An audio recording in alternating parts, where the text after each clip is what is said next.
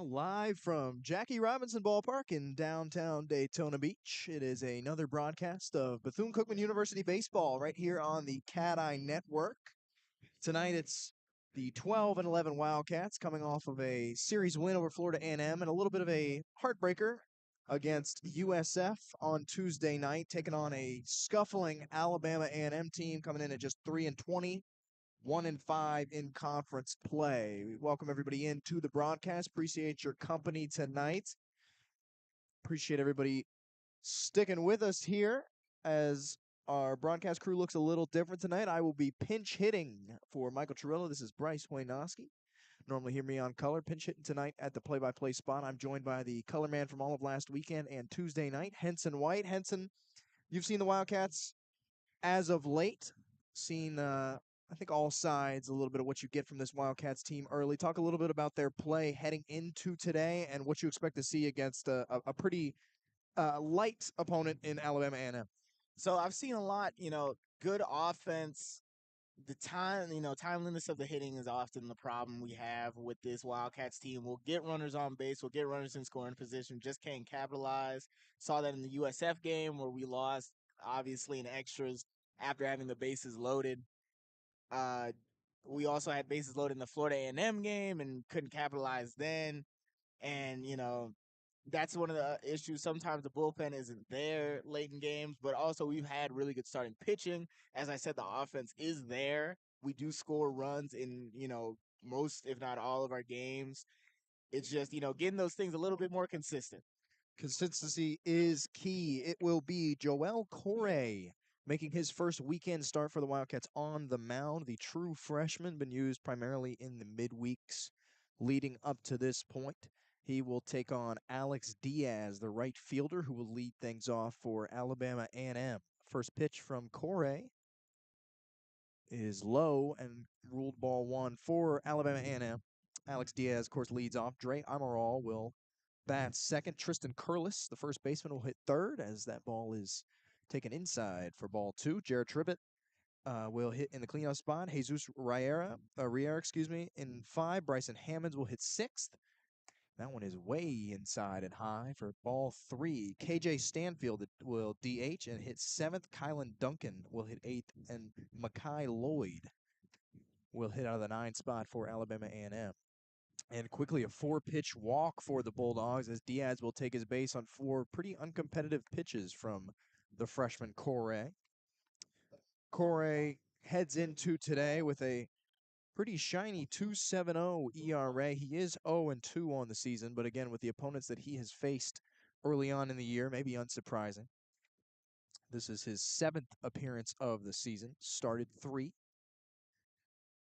as he throws another ball to the number two hitter, Dre Amaral.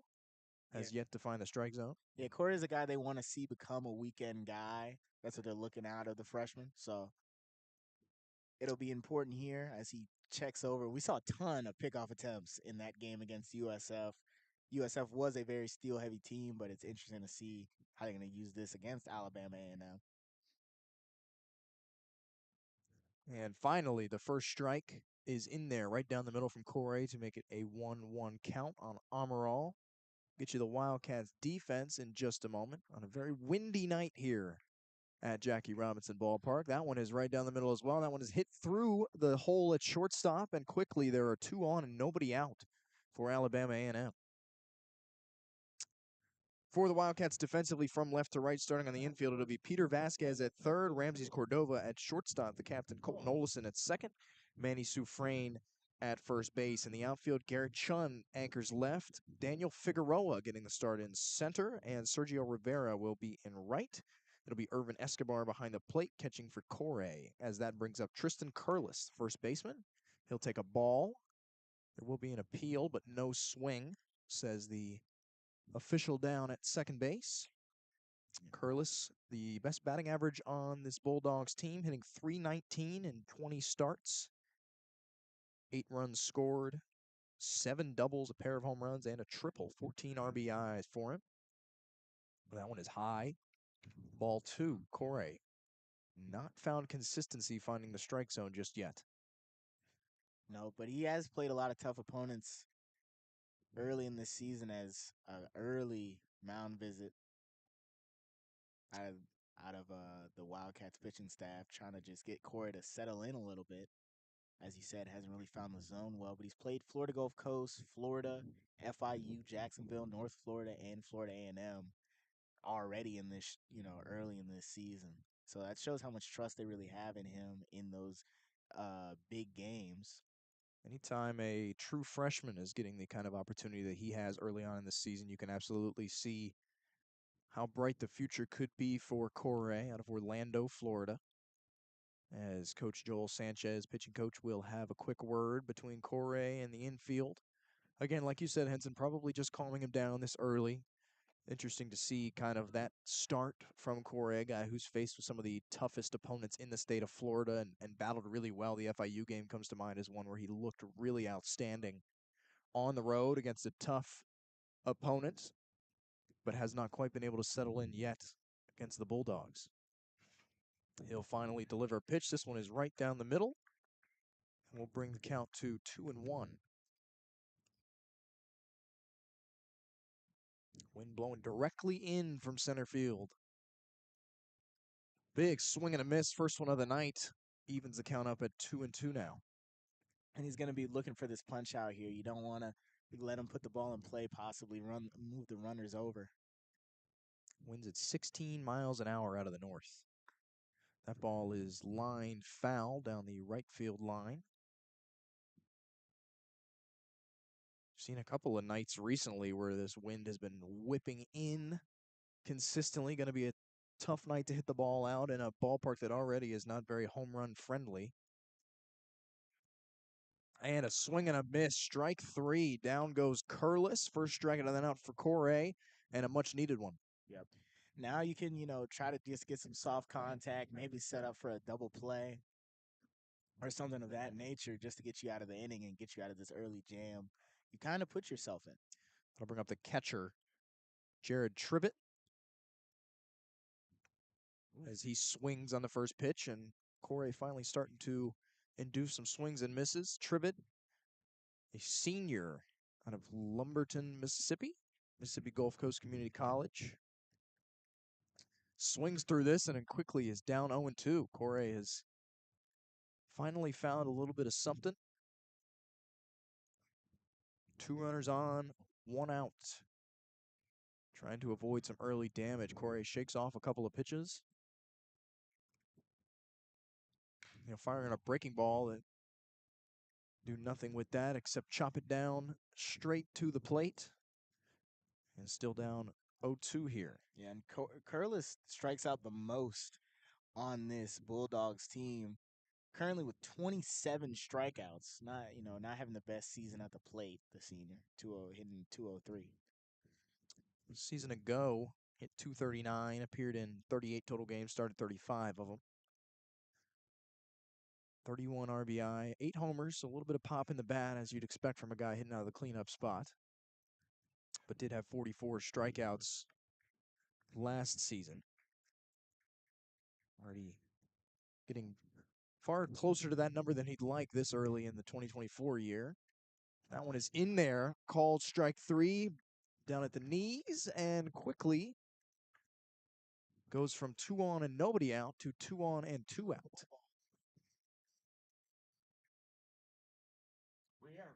That'll bring up Jesus Riera. Will be at third base for the Bulldogs tonight. Corey's first pitch to him, breaky ball, it breaks a little too far outside. 1-0. Riera, a junior out of Venezuela. Hitting .222 on the year. 20 games played, 17 of them starts. He has to jump out of the way on this one. Ball inside, 2-0. 4 RBI for him, a couple of doubles, 2 home runs. The only other player on this Alabama A&M roster with multiple home runs on the season. Does have a triple as well. As there will be a pickoff attempt at second. But the runner is able to dive back in safely. That is Alex Diaz. This Wildcats team has had some problems getting out of 2-out counts. They've struggled a lot with that early in the season. This ball, another breaking ball, too far on the outside, and quickly up 3-0 is Riera. No doubt putting teams away with 2 out is a critical part of a successful baseball team. This one is a breaking ball, but not too far outside. It will stay in the zone. 3-1 for Corey. And batter in the box definitely in take mode at this point. He'll fire in. That one is right down the middle and is fouled off, and the count will run full. We've seen Corey get himself into situations like this a little bit early in the season, but unlike a lot of Wildcats pitching staff, hasn't been a guy who's looked super out of place with runners in scoring position or on the base pass in general. Has anchored in pretty well. That one is laced right back out into center field. The runner will head home, and Alabama A&M will take an early lead tonight as Riera drives in Diaz from second. And the Wildcats are unable to escape the 2-out base runners, and they'll trail early in this one. That's not what you wanted out of Corey.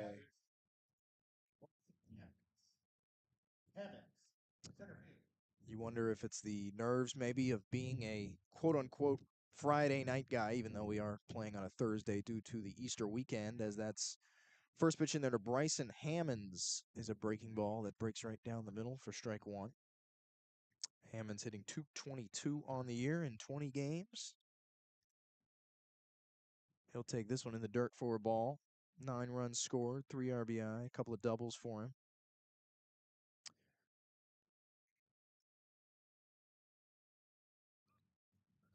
Certainly some more pressure always comes with being that weekend guy rather than the midweeker. This one is another one sent through the hole at shortstop. That'll bring home another run. Bryson Hammonds in at first base. That'll move Riera up to second, and quickly it is 2-0 Bulldogs.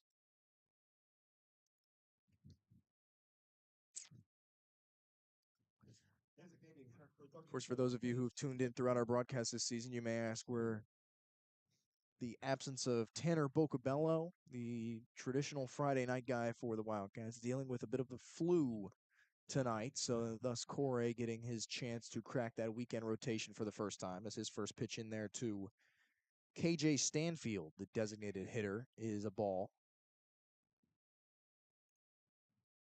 So nothing long-term for Bocabello. He will likely be back in the rotation by next week. That's a big swing and a miss for Stanfield. And Corey's not had any of those in the last couple at bats. Been seeing the last couple of hitters saw the ball real well, squared it up well as well. And another swing and a miss. Corey has kind of had it both ways. He started off struggling to find the zone, then he started inducing a lot of swings and misses, and then he struggled to find the zone again, and now we're back to getting swings and misses. He would love to put away Stanfield here to escape with only the 2 runs. That one is outside. Try to get him chasing. Stanfield does not offer. It will be a 2-2 count now. Yep. And most hitters aren't going to chase there. You already, they're already like, I swung twice and missed twice. I'm just going to take here. That's usually, that's decent mentality.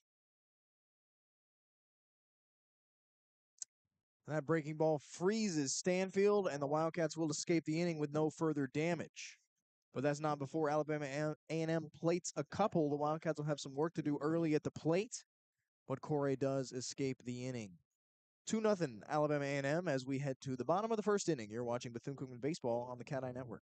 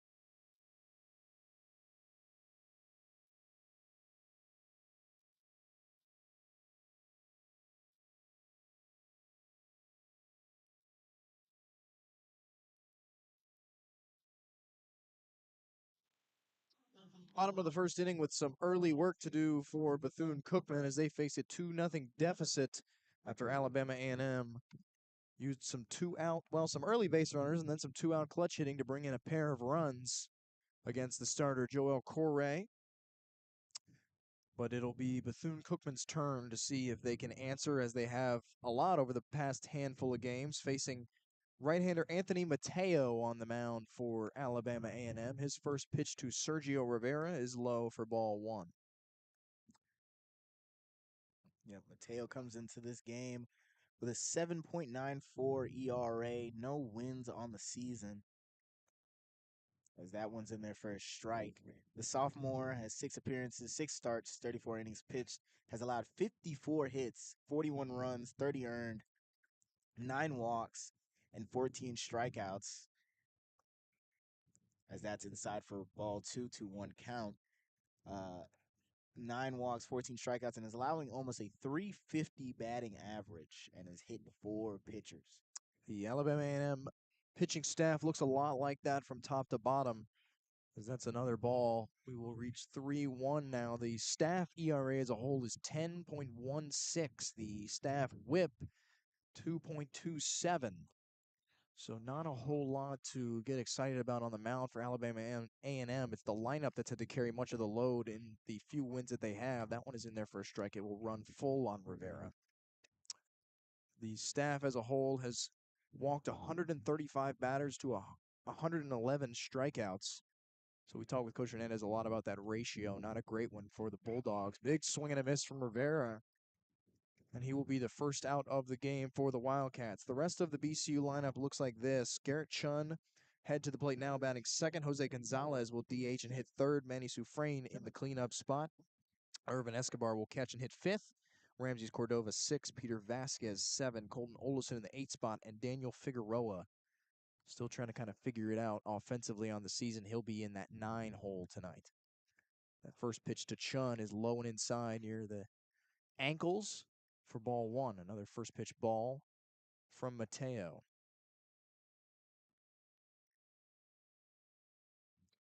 And that one about the opposite corner of the strike zone for ball two. Mateo actually has the 4th best ERA on the team.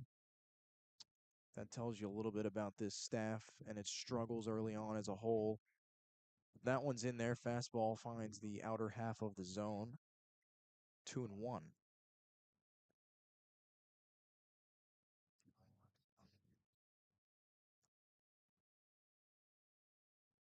And back down low.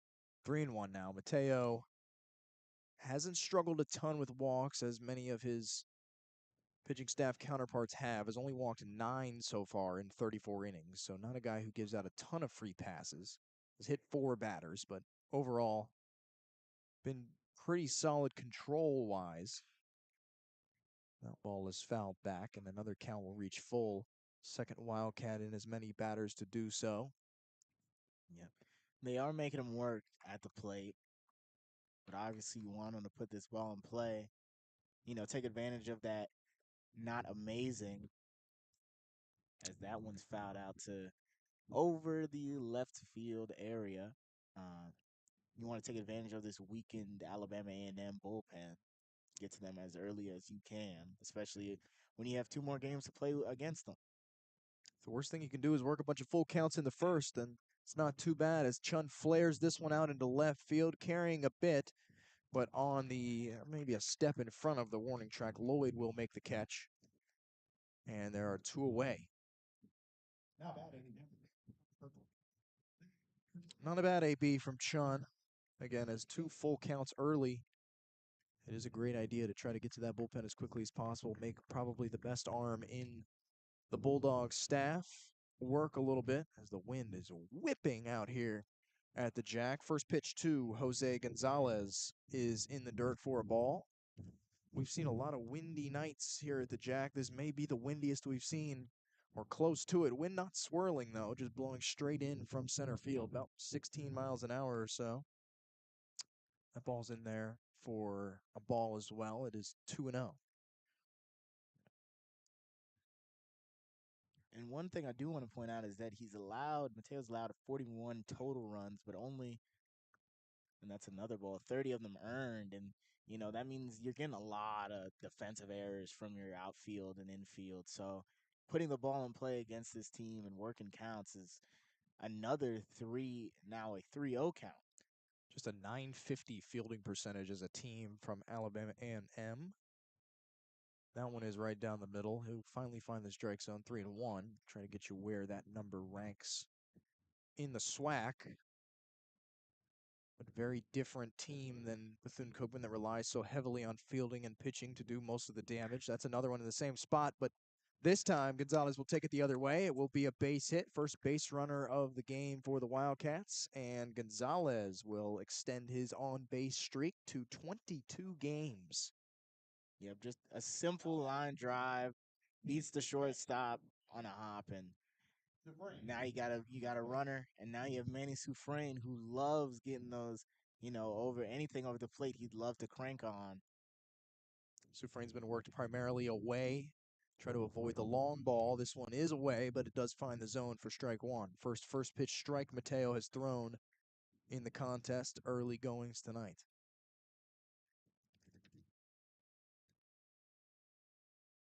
That one is fouled back, and finally a pitcher's count for Mateo. He's up 0-2.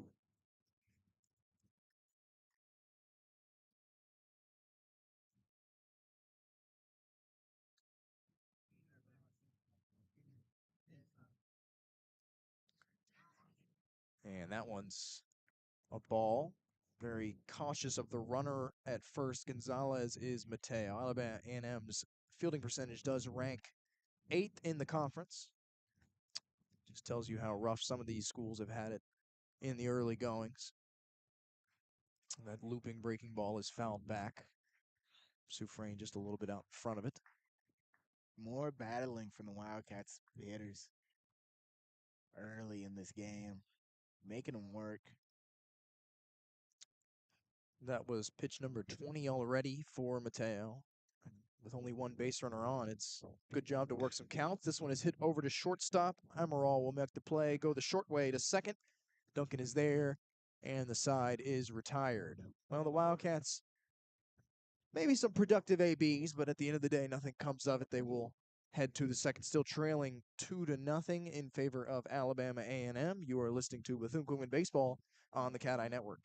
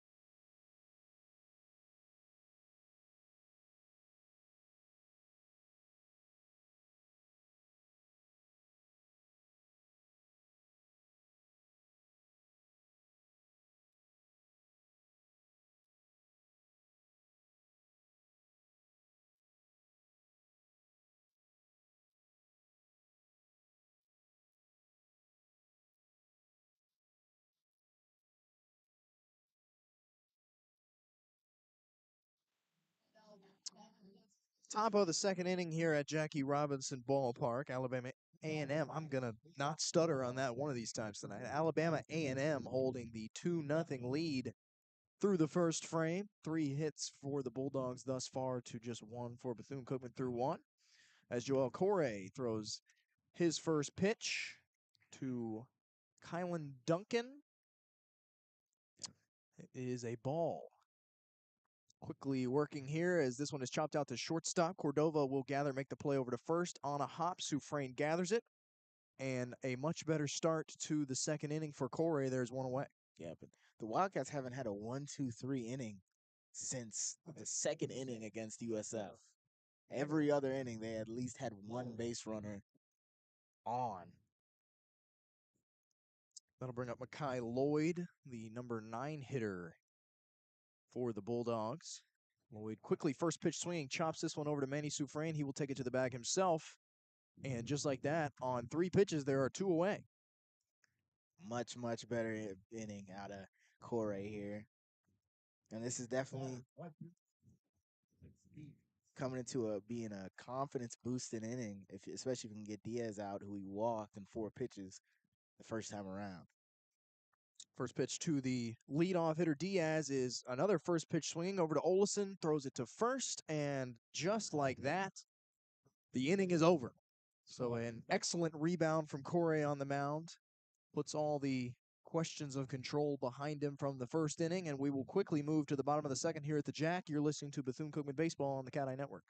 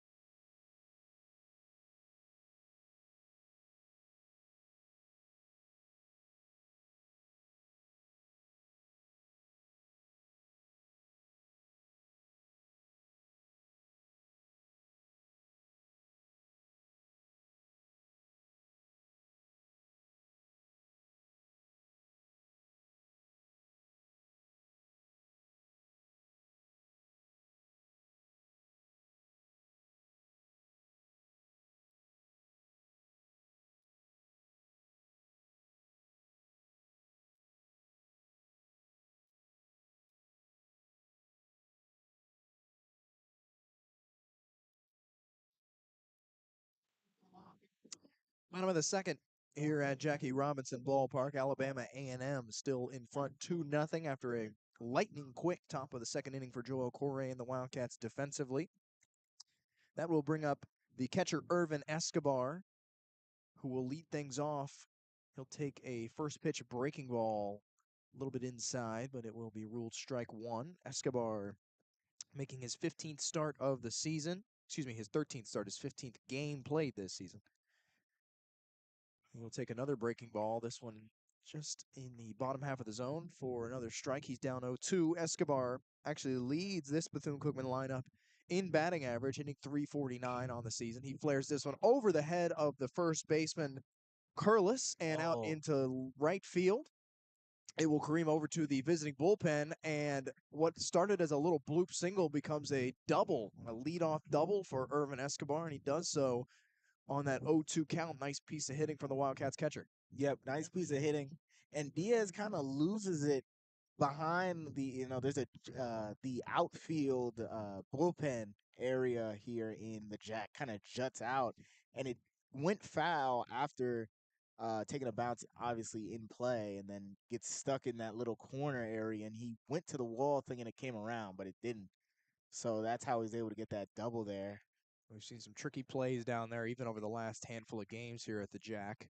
That's the first extra base hit of the season for Irvin Escobar, as Ramses Cordova will lean out of the way of a ball inside, ball 1. That's one of those where he just didn't want to get hit. Cordova hitting .258 on the season. Oh. He'll lean into a pitch in the exact same spot, quickly up 2-0.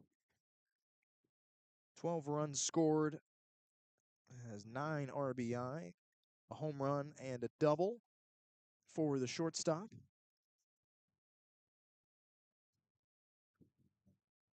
And he'll take this one in the dirt this time. He's quickly up 3-0. The leadoff base runner. Hate to see the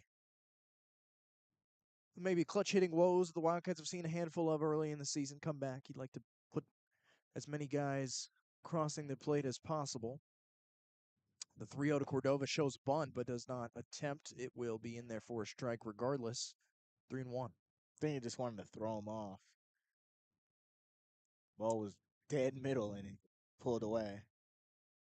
Certainly seen the Wildcats go to the bunt in situations like this. He will swing away, and it's right into the glove of the third baseman, Riera. Irvin Escobar nearly doubled up over at second, but not a aggressive jump from the Wildcats catchers. He's back into second safely. There's one away. Yeah. Peter Vasquez, the third baseman now, will trot in. hitting .278 on the season, 15 hits, 9 RBI, a couple of doubles. Vasquez making his 16th start of the year, a guy who's kind of platooned a little bit, but has earned himself more playing time, especially with his performance at the plate as of late. This one, first pitch swinging, is over to second baseman, but Duncan bobbles it a little bit, and everybody's safe. And there go the fielding woes. Tough play to make, no doubt, on the hop, but it did bounce off the glove of Duncan, so I think that one will be credited as an error. And there are runners at the corners with just one away for the 8-hitter tonight, Colton Olson. Had clutch hits in that USF game. Olson long been a player for this Wildcats team that has shown the propensity to hit in the clutch. 9 RBI so far on the season. Hasn't quite been himself at the plate early, especially after a first couple weekends of play. He shows bunt, and it looks like it was fouled maybe off towards the handle of the bat. Thought maybe to hit it on the hand at first, but no sign of that from Olson. Now we've seen the Wildcats in positions like this attempt the double steal with runners at the corners. They will not there, as Olson will attempt the bunt again, and this time it's fouled back off the netting towards the Alabama A&M dugout, where the runner over at first base will kind of run, maybe lackadaisically, a little slower, try to catch the opponent slipping, and then the runner break for home. Coach Hernandez did put a sign on, but nobody has done anything yet, as this one is taken for a ball. 1-2 now. It's been one of those things that I'm surprised that so many teams have fallen for early in the season, especially now into conference play when guys are scouting teams like this pretty regularly. The runner will go from second as this one is fouled back. Or excuse me, it's fouled straight up. I thought that was going behind us, but it will be Curlis. First baseman will come on in to make the play, and there are 2 away. Yep, the wind caught it and just stayed in the sky for like 30 seconds, it felt like, and finally drops into the first baseman's glove.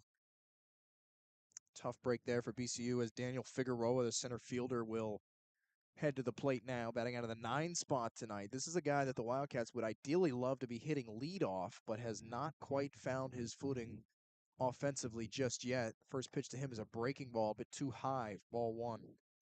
Hitting just .227 on the year in its 12th start of the season. Couple of RBI, couple of doubles, 10 hits overall. Has only walked 5 times. It's the 16 strikeouts that have been a tough spot for Figueroa thus far on the season. He'll take this one inside. 1-1 now.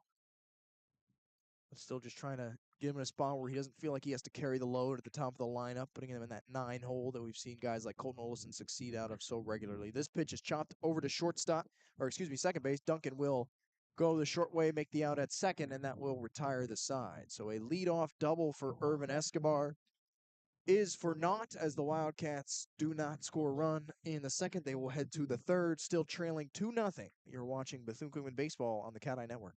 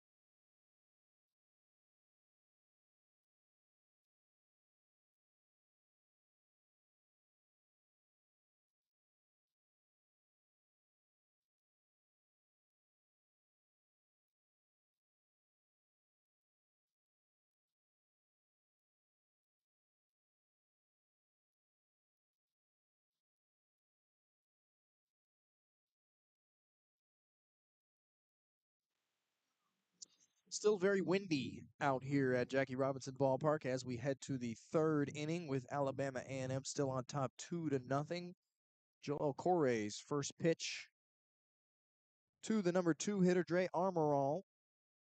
Amaral, I guess. I'm not to be confused with the car cleaning product Amaral. He will take that pitch, and the count is even at 1-1 now. He will foul this one back. Corey working very quickly, as he has whenever there's not been runners on base, which we've seen really across this Wildcats pitching staff early on in the season. Guys slow down pretty significantly with no runners, or with runners on base. That breaking ball is in there, freezes Amaral, and the third inning starts a lot like the second with a very quick out for Joel Corey, who has started to settle in very nicely for Bethune-Cookman. Yeah, Corey's working very fast. He's obviously hit his kind of stride. That one's a little bit low. That pitch to Tristan Curlis. Curlis struck out his first time up. He'll take this one just a bit high for ball, 1-1.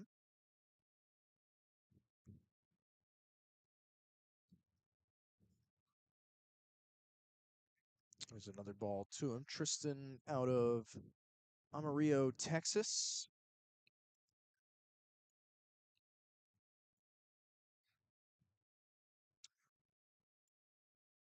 The junior, first season for him here.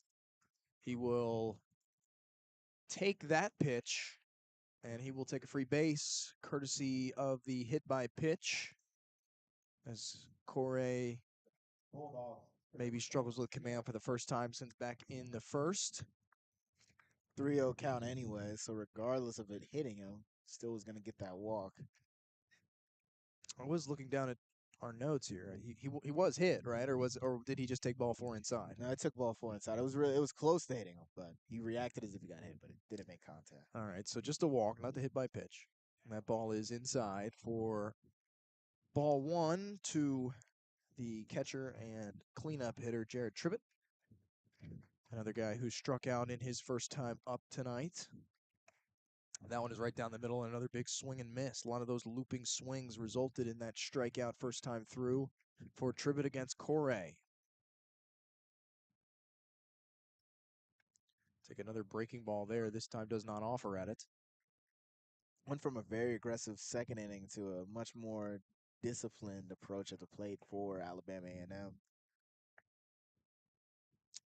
Fastball is outside, and a 3-1 count. Corey having to deal, like you said, with a little bit of patience from the Bulldogs. I think the message is pretty simple there. After it only took 4 pitches to retire the side frame ago, the runner will go, run down to second, but it doesn't matter, as Tribbett will take a walk.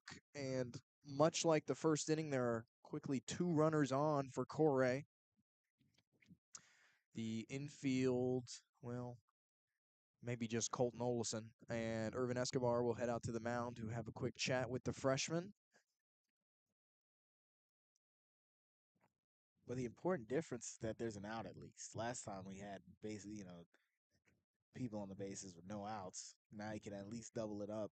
They're not in danger, quite yet, because there's not 2 outs yet. So of course we know the Wildcats have struggled a little bit early with the putting hitters, I should say, away with 2 out. So in no danger yet, because there's only 1 away.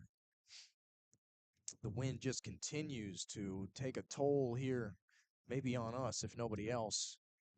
That flag is holding on for dear life out in center field. I'm not sure how much the wind translates into our audio here. This one is popped straight up. Good luck with it.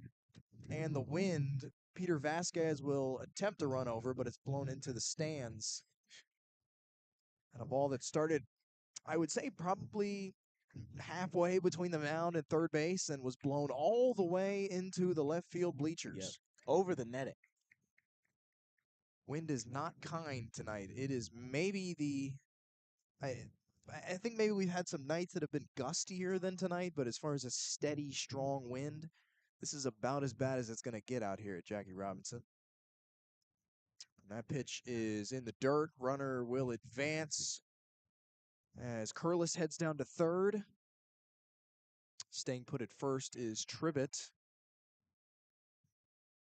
Runners on the corners now with one away for Jesus Riera, who is 1-for-1 tonight with one of the pair of RBIs for the Bulldogs back in the first inning, looking to make it a little bit bigger of a lead here.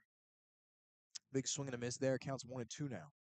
I will say that the FAMU doubleheader game day was worse. that that was the windiest I've seen the Jack. This is in the list for sure. As And that's that hit breaking out. ball is hit out into center field high and deep, but the wind will help it stay in the ballpark a little bit as Daniel Figueroa is there to make the play, but a run will come in to score. Tristan Curlis will cross the plate, and it is 3-0 Alabama A&M. Not the start I think the Wildcats were expecting against a Alabama A&M team that only this week collected its first SWAC win of the season. They did play Alabama State tough, an Alabama State team that has struggled a little bit early. They fell 3-2 in the opener and then came back and beat the Hornets 3-1 in the second game before falling 7-0 in the finale last Sunday. This is Bryson Hammonds at the plate now. First pitch to him is hit down the line but foul down to third base. Alabama A&M did take a mercy rule loss to UAB on Tuesday night, 16-1 in 7 innings down in Birmingham. You get a lot of those tough midweek games, as a lot of programs at this level do. Tennessee later in the season, a couple of A-Sun teams in there. North Alabama, that ball is fouled straight back down. 0-2 now is Hammonds. Hammonds, of course, had the other RBI for the Bulldogs, the 2-out rally they had back in the first. That pitch just a bit too low.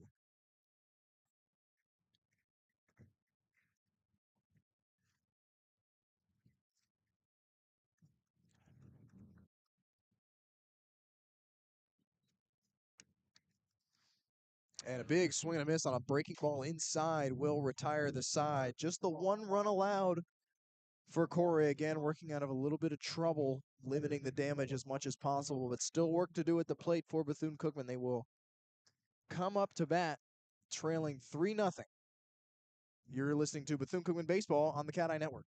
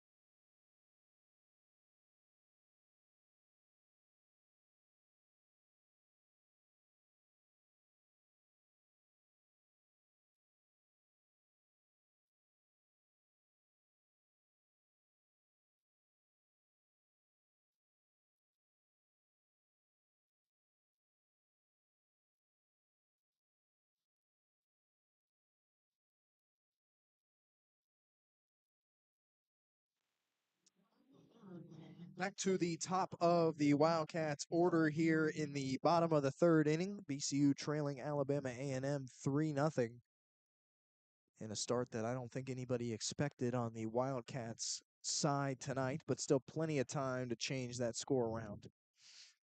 Sergio Rivera will lead things off. He will show bunt, and he will bunt it right down the first base line, but it will sneak foul. Interesting strategy, but not totally unheard of, I think, from this Bethune-Cookman batting order. Yep. Love to play small ball, love to get on base, however, by any means necessary. I wouldn't call them a massive base-stealing team necessarily, especially in a conference full of teams that love to steal bases. They have 44 stolen bases on 59 attempts, but you got teams like Jackson State at the top that has tried nearly 100 steals. This one chases Rivera out of the zone a little bit. It is 1-1. Jackson State, I'm not sure where they rank in NCAA in steals, but I think it's near the top. 89 on 99 attempts. So they're dangerous for sure. That one is another one chopped to foul. 1-2 for Rivera. Rivera and Garrett Chun have been the two guarantees in this Wildcats lineup to start the season. Sergio hitting over 300 at 302 on the year. 29 hits already for him, leads the team. He swings and misses on this one, and he will go down swinging for the second time today, as that'll bring up Garrett Chun.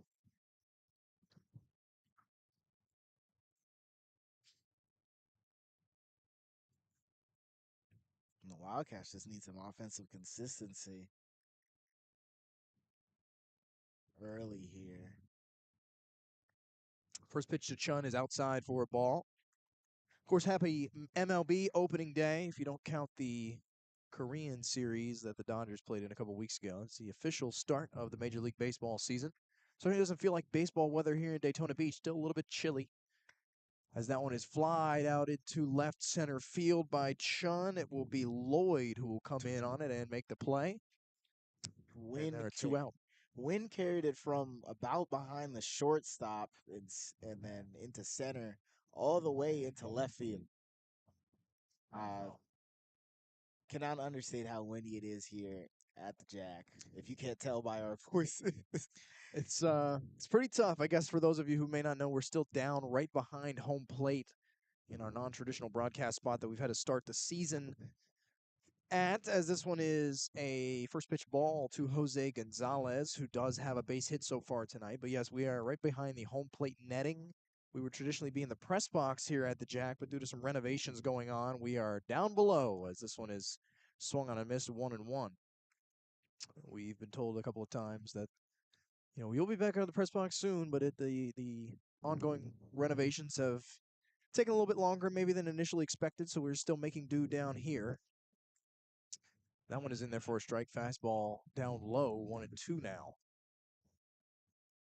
But with opening day for the Tortugas just a couple of weeks away now, likely start to see things start to take shape here at the Jack. That breaking ball breaks way outside. 2-2 now as the wind is just terrorizing us down here. I'm trying to minimize the wind noise as much as possible, but it is easier said than done.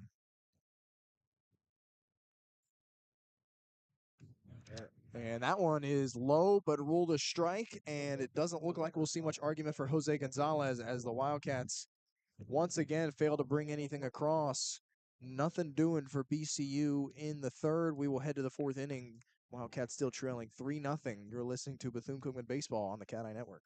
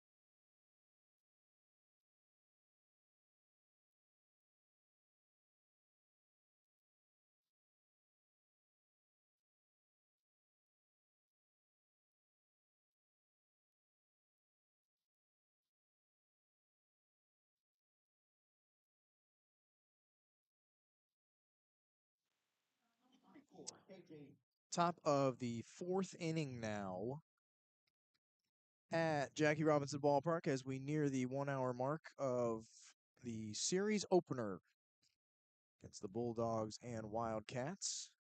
Alabama A&M still in front 3-0 so far as the Wildcats have scuffled a little bit at the plate. First pitch from Joel Corey is in the dirt. This is to KJ Stanfield, batting out of the number 7 spot, DHing tonight. That one's in there for a strike. Nice breaking ball on the lower half of the plate, 1-1. You have only 2 hits for the Wildcats, batting wise, and crucially, no walks. Big swing and a miss on a ball inside. 1-2.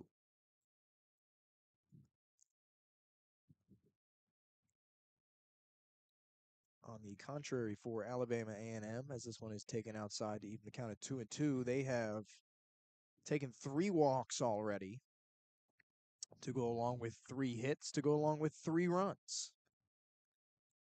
This one is hit high but foul. And with the wind blowing the way it is tonight, no shot of that one staying in the field of play.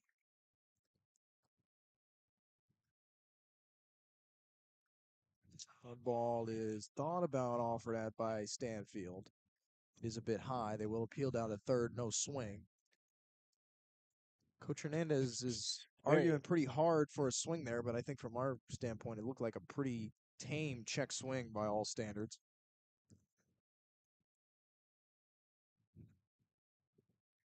That ball is outside. And probably a little bit of frustration in the dugout as that one is worked for a walk from KJ Stanfield, another leadoff base runner for Alabama A&M. The lineup has come to play tonight. Corey struggling a little bit. There is activity in the BCU bullpen. And we saw it in the FAMU game where, especially in these windy conditions, offensively, you're going to look to either take as many walks or work as many pitches as you can and try to hit line drives, keep the stuff on the ground or close to it, because hitting anything into the air is just a recipe for disaster with the winds like this. Kylan Duncan will show bunt. He will bunt it right back out to Corey on the mound. He will throw over, but the runner will advance.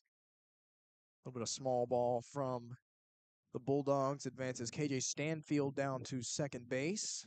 This is certainly a kind of night where you would expect to see some small ball, where, like you said, Henson, the fly balls aren't going to do a whole lot for you. Going to lead to a lot of outs as Makai Lloyd, 0 for 1 tonight, will dig in. There'll be a throw down to second, and nearly thought the Wildcats might have had a shot at Stanfield, streaking a little too far over towards third base, but he will get back in safely. It's Dylan Dudonez down in the bullpen for Bethune-Cookman, getting warm. Not sure how much longer the leash will be for Corey, as there's a big swing and a miss on a nice fastball.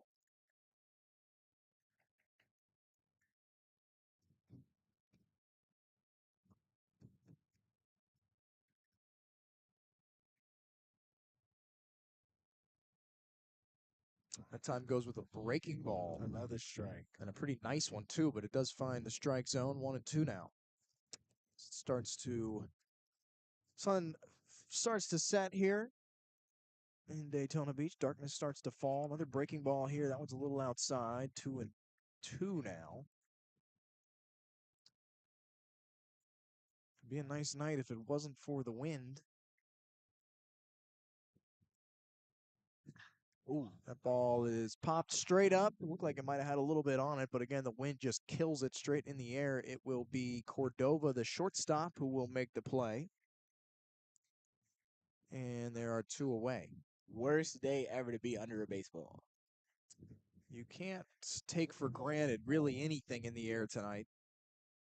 You know, it's easy for those of us who just watch to say you should probably make plays like that, but with the wind whipping as much as it is, there's a lot more judgment that has to come into making just about every play on a ball in the air. This first pitch to the leadoff man, Alex Diaz, is fouled back.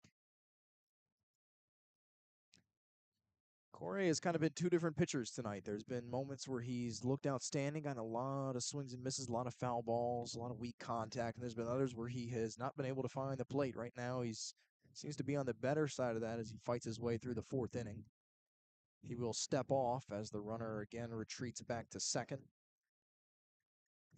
In a 3-0 game here at Jackie Robinson Ballpark in favor of Alabama A&M. Credit to the Bulldogs.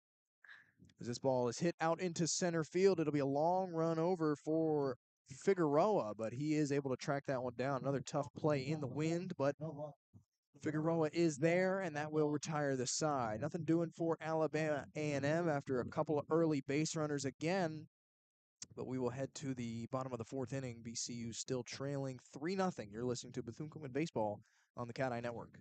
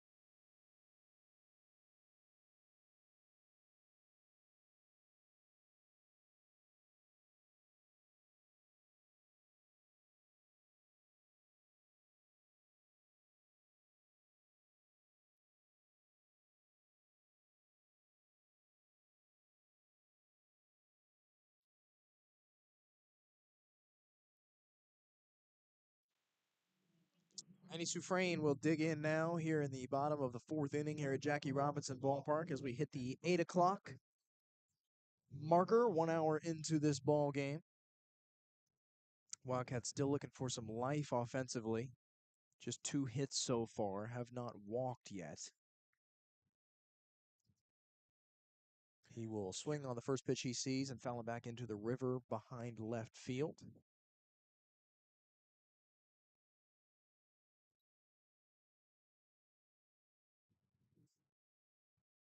No change from the wind. It is very much still right at us from center field. Sufrain will take this one and go down quickly 2-0. In a very busy weekend, seems like we've said that a lot lately for Bethune-Cookman Athletics.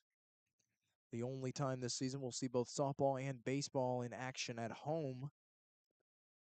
Breaking ball here loops a little bit too high for Mateo as Sufrain will stay alive at 1-2. Softball, of course, welcomes in Florida A&M for a pretty important weekend series as they try to hold on to first place in the SWAC. 1 game tomorrow, 2 games on Saturday. As Sufrain flares this one out into left field. Lloyd is there. He is under it, makes the catch, and there will be 1 out. Solid contact, just goes quite literally straight to where the left fielder was standing, didn't even move. Irvin Escobar now did have the double, his first of the year, back in the second inning. Look to try to do it again here. Takes the first pitch he sees right down the middle for a strike. Escobar's hit may be an example of just about as good as you can do on a night like tonight. Little bloop single over the first baseman's head and down the line in right field. Breaking ball there, a swing and a miss, and he's down 0-2 very quickly. Another pitcher's count for Anthony Mateo, who is nearing 60 pitches so far, but has been pretty efficient for the Bulldogs. And our Escobar, hard contact down into the gap in left center field. It will drop in there. It'll just be a single on a ball that maybe any other night might have rolled all the way to the wall, but the wind kills the momentum again. But it will be a 1-out base runner for the Wildcats. I've done a good job this game to keep getting on base consistently, trying to give his teammates some opportunities to push that run across. Because currently the Wildcats are being shut out by Alabama A&M. Not something that a lot of people would have had on their bingo sheets heading into tonight. Like we said, staff ERA for Alabama A&M over 10 as the first pitch to Ramses Cordova is outside for a ball. Still plenty of game left, and if you can get to that bullpen sooner rather than later, it's still very much within reach for the Wildcats. But the bats have to come to life a little bit, as this one is hit over through the hole at shortstop, past the diving glove of Amaral, and that'll move everybody up a base. Escobar down to second, and it's the base hit for Ramses Cordova. That's one way to get them, get the crowd a little more into it, get them a little bit more warm on this cold night. Is some solid pieces of hitting back to back. It's one thing to come through with a base hit. It's another thing to string them together. So there's 2 straight for Bethune-Cookman as they overtake the Bulldogs in hits with 4 now on the night. First pitch to Peter Vasquez is fouled off past the bleachers in left field. Home run distance, but no home run accuracy. Going to be tough to hit anything out on a night like tonight. Certainly don't want to see a lot of big swings from guys because you're not doing a lot with the long ball. Swinging a high fastball. And Vasquez is down 0-2 now. Still just 1 away, 2 runners on. Wildcats would love to crack the scoreboard in the bottom of the 4th inning. Some signs of life early, but still work to do. That one is another base hit. That one will go out to left field, and Vasquez will trot into first base. They will not send the runner. There is a throw over, but they will not get the leading man, Escobar. And now with 1 away, the bases are juiced for Colton Olison. No pitchers getting warm for the Bulldogs, so it's going to be all on Mateo. Mateo has earned his spot this far. This one is flared over the second baseman's head and out into left center field. That'll score 1 run. They will hold Cordova at third base. Everybody will move up a bag, and the Wildcats are on the board with still plenty to work with. The bases are loaded for Daniel Figueroa. This has been a clinic of how to hit in heavy winds. Nothing hard hit. Everything around the infield, just hitting into those gaps and hitting bloopers. They'll look for that to continue here against Figueroa. Still looking to get going at the plate on the season. He'll take the first pitch he sees for a ball. Or excuse me, for a strike. It was right down the middle. I'm not sure why I called that a ball. Sometimes. Maybe it's from all the shivering from the wind, as this one right down the middle is hit Over through the the legs over at third base. It gets past Riera. 1 run will score, 2 runs will score. There will be a throw in, but it will not pass the cutoff man, as this game is very quickly tied up. It is 3-3. Gets megged on third base. Just goes straight through the legs of number 7, Riera over there, and gets down behind him and ends up being caught by the left fielder. And that one will go in as a base hit. It's a really tough play to make on a ball that really bounced maybe 6 inches in front of the third baseman Riera. And ball hit so hard that really just did his best to try to swipe his glove at it. This ball is fouled straight back by Sergio Rivera, back at the top of the Wildcats order now. But like you mentioned, Henson, the Wildcats are doing an outstanding job of doing the kind of hitting that needs to be done when the weather is like it is tonight. Not seeing a whole lot of big swings, just trying to put stuff in play, and right there doing so is rewarded.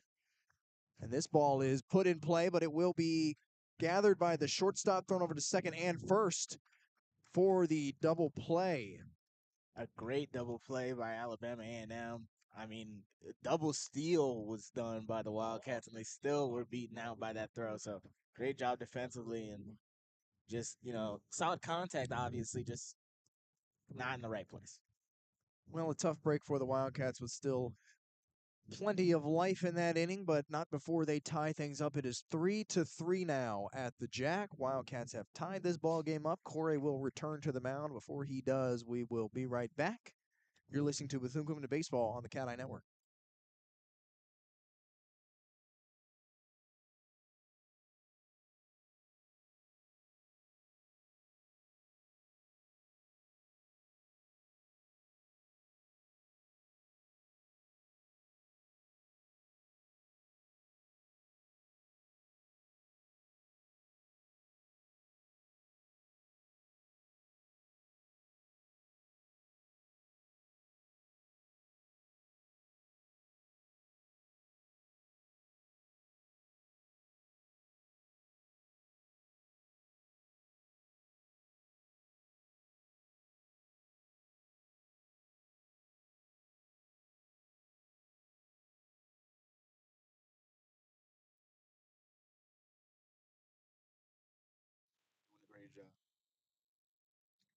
Tie ball game now here at Jackie Robinson Ballpark. 3-3 after a nice rally for Bethune-Cookman in the bottom half of the fourth. We are on to the top of the fifth now. It will be Dre Emerald who will lead things off for the Bulldogs. 1 for 2 thus far tonight with a strikeout. As Joel Corey at 72 pitches now is back out there. He'll fire the first pitch in there for a ball, a little bit low. Looks like Dylan Dudona is still doing work down there in the Wildcats bullpen. There's another ball from Corey. You'd like to think maybe if the first runner reaches, especially via the free pass, you may start to see the end of Corey's night. See what kind of leash he has as this one's high. And it's 3-0. Yeah, they're probably looking for him to at least get through this fifth, and then probably will either sit him during the sixth, as that one's in there for a strike, or allow him to just pitch through the sixth until he gets in a little bit of trouble. We will certainly see what kind of leash the freshman has in good conference game. A bunt shown by Emerald. He does make contact. It is fouled back. And the count has run full now. Nice job for Corey to recover from the 3-0 to force a payoff pitch. Corey probably gets a little longer of a leash after the BCU bats finally came to life one frame ago. Makes it a little bit easier to stomach him being out there as this ball is popped up, but the wind will push it back beyond the netting and into the left field bleachers. That's another ball that Henson maybe would have stayed in the ballpark on any other night. Yep, and the ball actually breaks, landing on the bleachers behind us.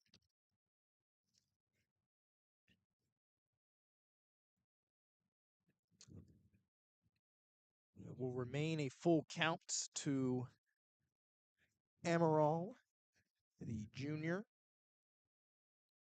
Of course, he started the double play in the last inning that escaped it for the Bulldogs. He'll hit this one over to shortstop over the jumping glove of Ramses Cordova, and a leadoff base runner once again for the Bulldogs. Amaral gets in there with a nice piece of hitting for the single. Just a couple of inches away from the glove. Really a nice attempt by Cordova to try to leap on that one. He read the ball well, just doesn't quite have the vertical or the height to make that play, just above his glove. That'll bring up Jared Tribbett. 0 for 1 with a strikeout and a walk thus far tonight. We'll see how Corey's approach changes now with a runner on. He definitely slows that tempo down a little bit, but I almost wonder if maybe it's to his benefit. As this one is chopped over to first base past the reaching glove of Soufrain, as the runner Emerald will, well, he showed like he was going to run down to third, but he does retreat back to second. And there are 2 on quickly with nobody out. No initial walkout by Coach Hernandez. So Corey will stay out there. Needs to sort of set the record straight here if he doesn't want to get yanked. Needs to get a strikeout or a pop out or something of that nature. Don't allow the runners to move anymore. Dudona is likely warm down there in the pen. Have to figure this could be Corey's last batter if he can't begin to sort things out a little bit. Breaking ball is hit over to Olison at second, but it gets past his glove and out into center field. Here comes Amaral. He will head home and will score as the Bulldogs pull back in front 4-3. And that seems like it's going to be the end of Corey's night. Jared Tribbett ends things for the freshman on the evening. Dylan Dudonez will come in to take his place.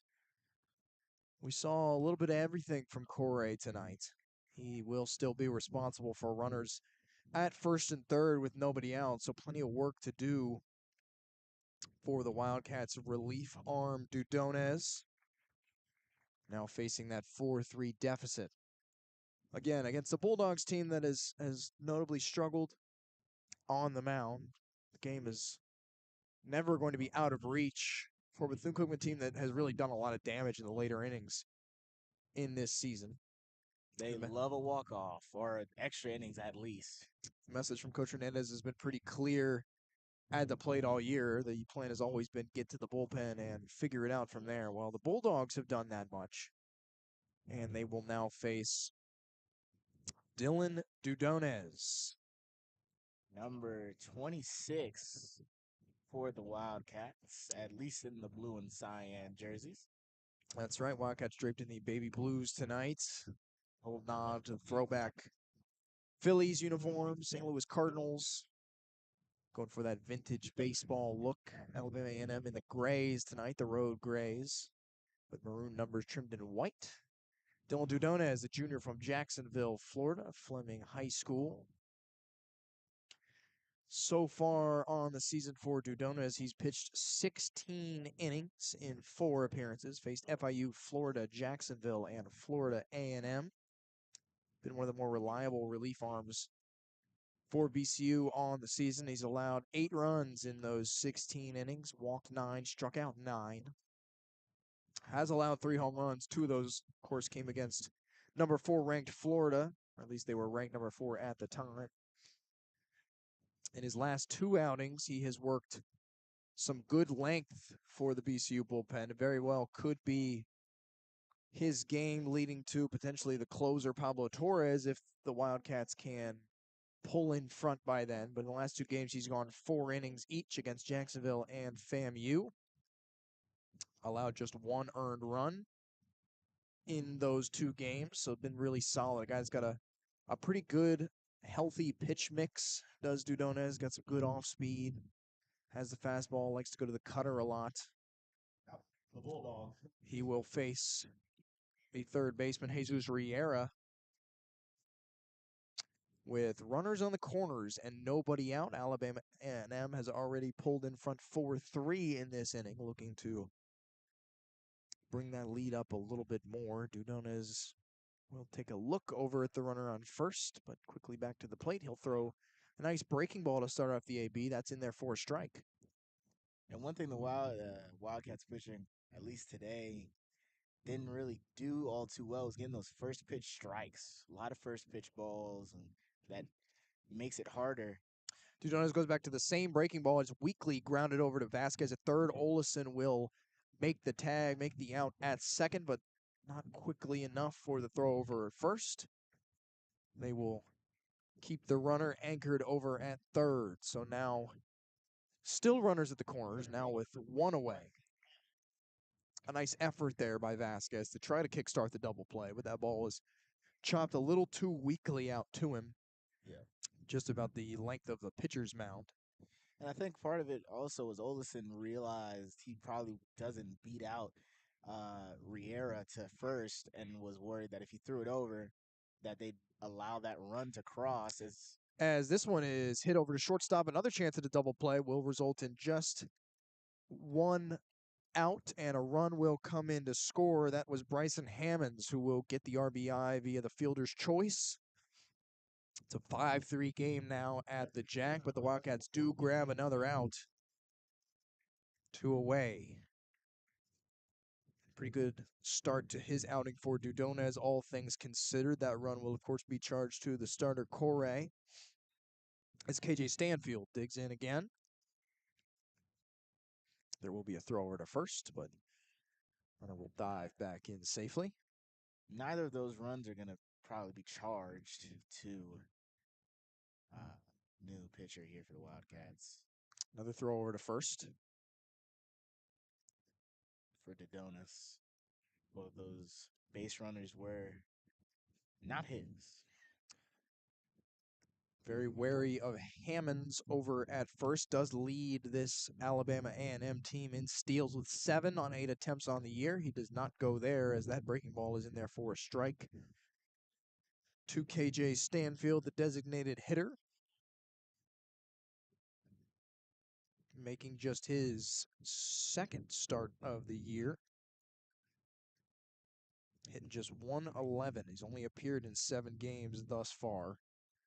Got a pair of RBI, just 1 hit for him in 9 ABs overall. In that DH role tonight.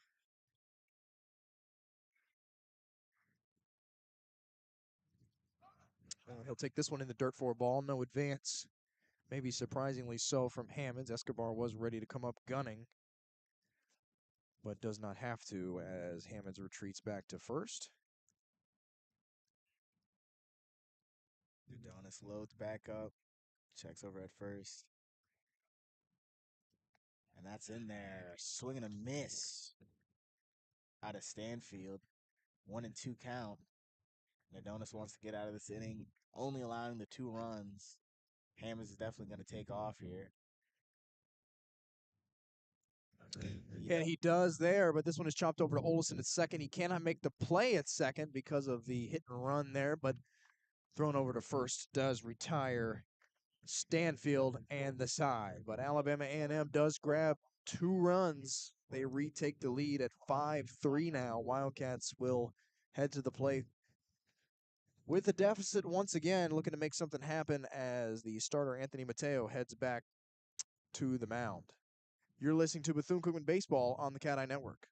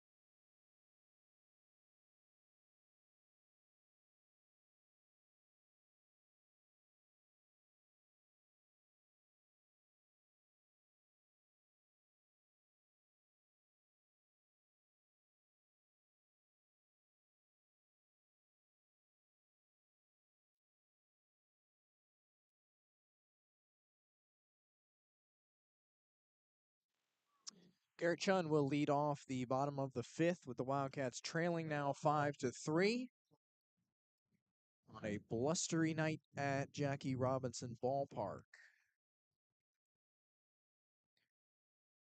We're going to get through every way to say it's windy out here.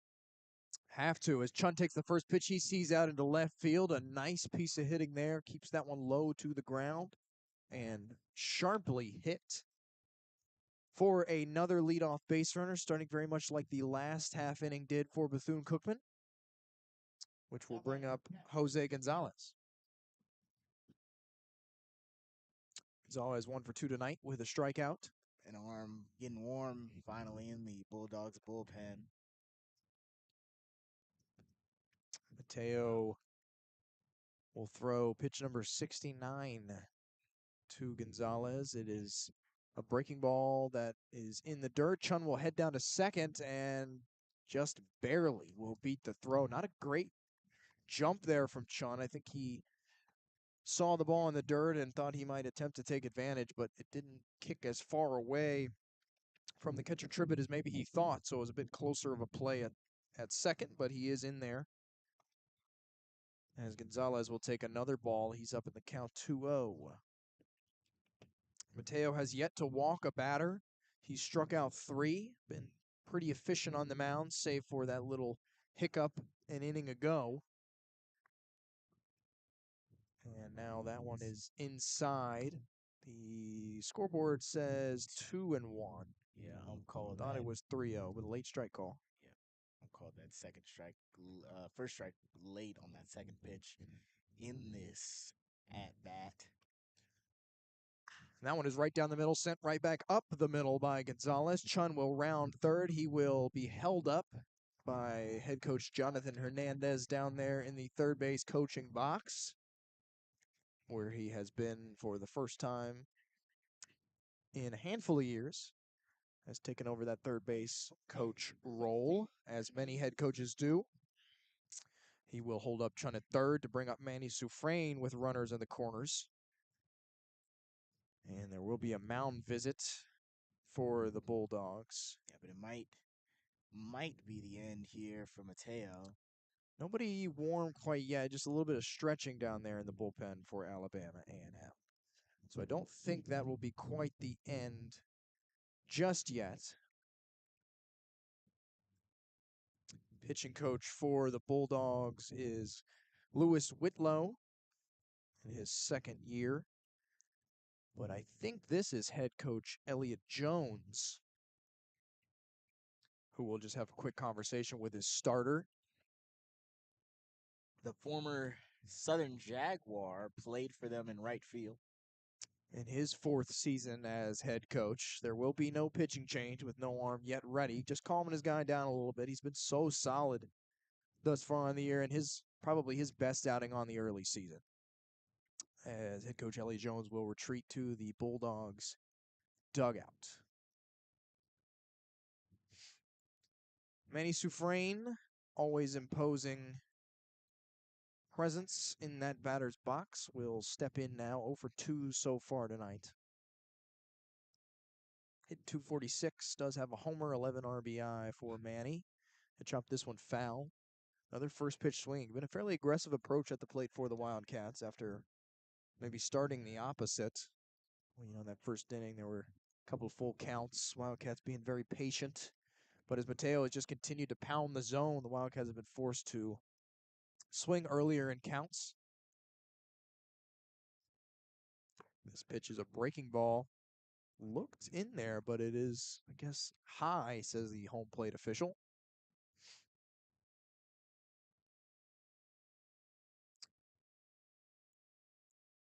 The 1-1 to Soufrain is hit, chopped, and nobody will get it over there through the hole at second and first. A run will come in to score. It's a 5-4 ball game. Garrett Chun will cross the plate. Jose Gonzalez moves up to second.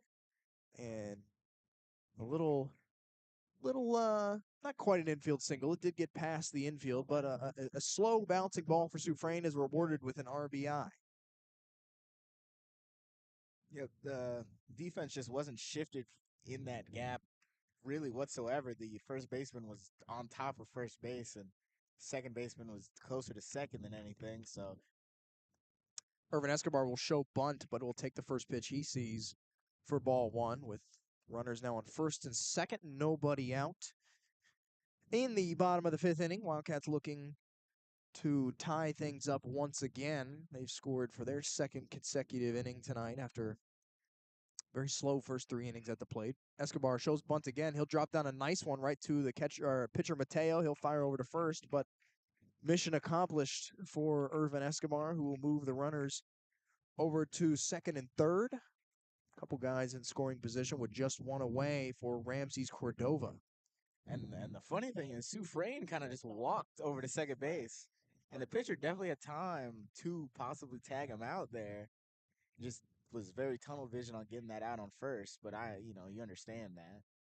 You don't expect the guy going to second to just lightly jog. Breaking ball on the first pitch to Cordova will find the zone.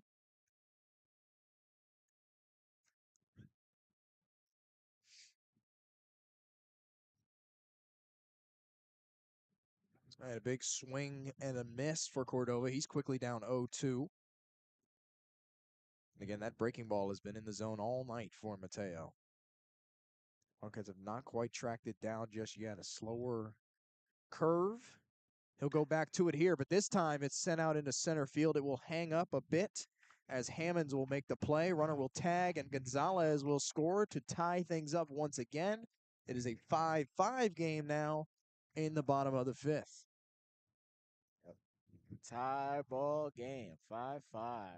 And back-to-back offensive innings for the Wildcats after not doing much in those first three innings. I'm sure there was something of a come-to-Jesus meeting between hitting coach Derek Cartaya, head coach Jonathan Hernandez, and the Wildcat Bats so far against a not very opposing Bulldogs pitching staff. As the first pitch to Peter Vasquez is laced right over to second base, there will be a throw over to first, and that will retire the side. Yep. But for the second straight inning, the Wildcats have tied this ball game. This time it is 5-5. We will see who comes back out to start the inning on the mound for BCU. But before we do, we'll take a quick break. You're listening to Bethune-Cookman Baseball on the CatEye Network.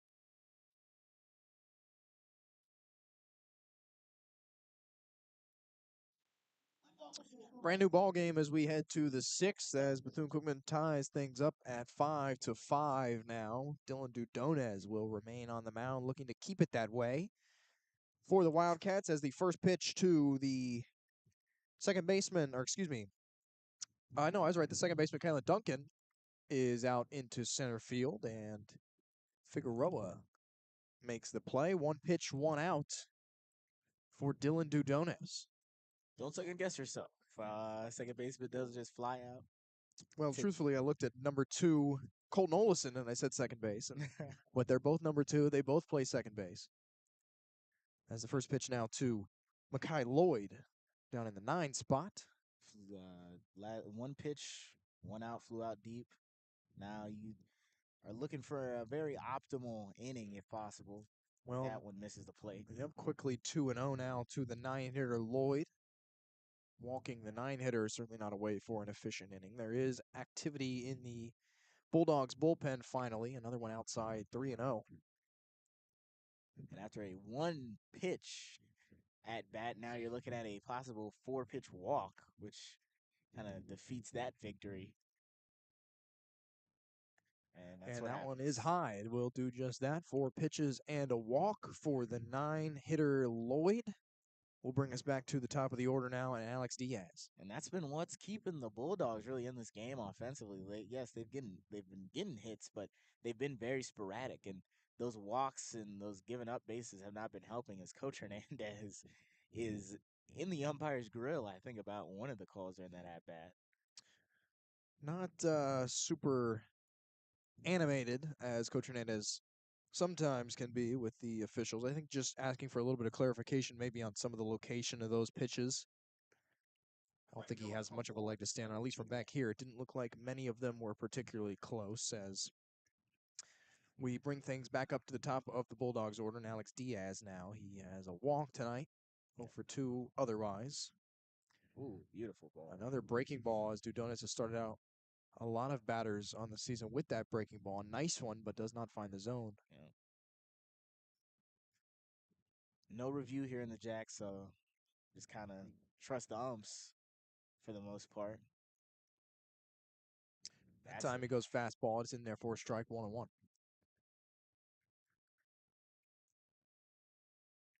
You really would like a double play ball just to get out this inning as quickly as possible. Credit to the Bulldogs. They've continued to put pressure on in just about every frame tonight. Runner will go. Throw it on to second base by Escobar. Got him easily.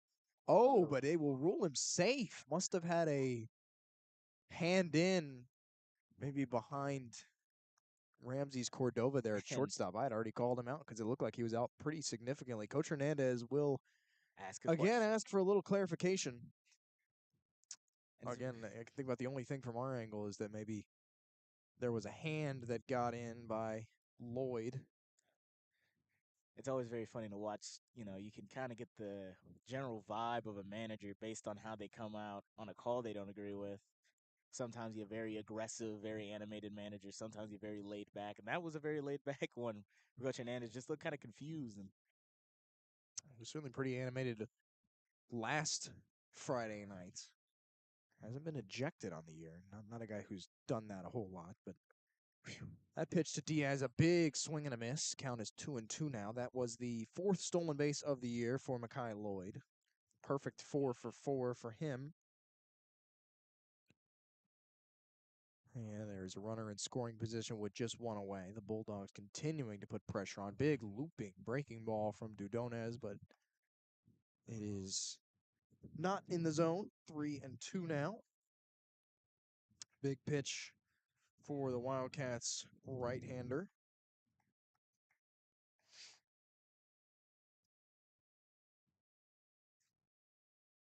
He'll go breaking ball again, and it is swung on and missed. So Alex Diaz will go down hacking. A nice recovery there from Dudonez after the stolen base and after the walk to get the leadoff man swing. But that will bring up Amaral, who does have 2 hits tonight in 3 at-bats and a strikeout. But we'll still look to try to maybe give the Bulldogs the lead once again with that runner down in scoring position. Dudonez will go breaking ball again to start the AB, but this time it hits Amaral, and he will trot down to first base for the third time tonight.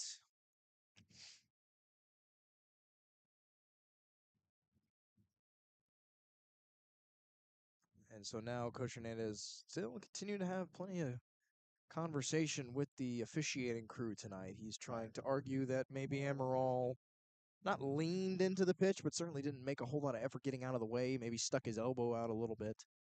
Again, we don't have the benefit of replay at this level of baseball, so there will be no review on it. I'm not sure if that's a reviewable play at any level of baseball, but regardless, it will be a hit by pitch, and there are runners at first and second now with 2 out for Tristan Curlis. Curlis will take the first pitch he sees, ruled a little bit inside. Not a bad pitch from Dudonez, but he's behind in the count 1-0.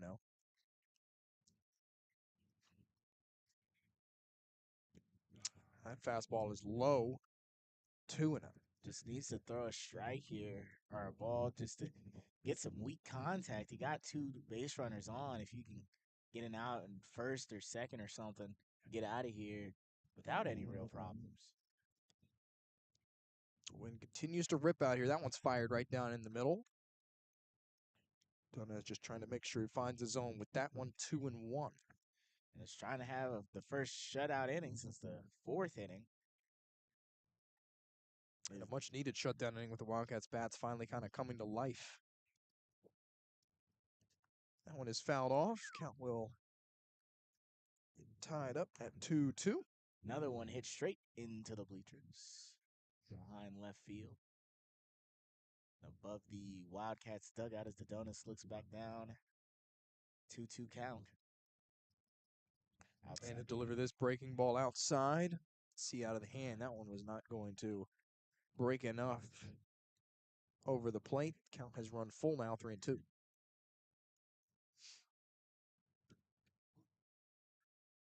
Payoff pitch. Swung on and missed. Big strikeout pitch on a high fastball by Dudonez.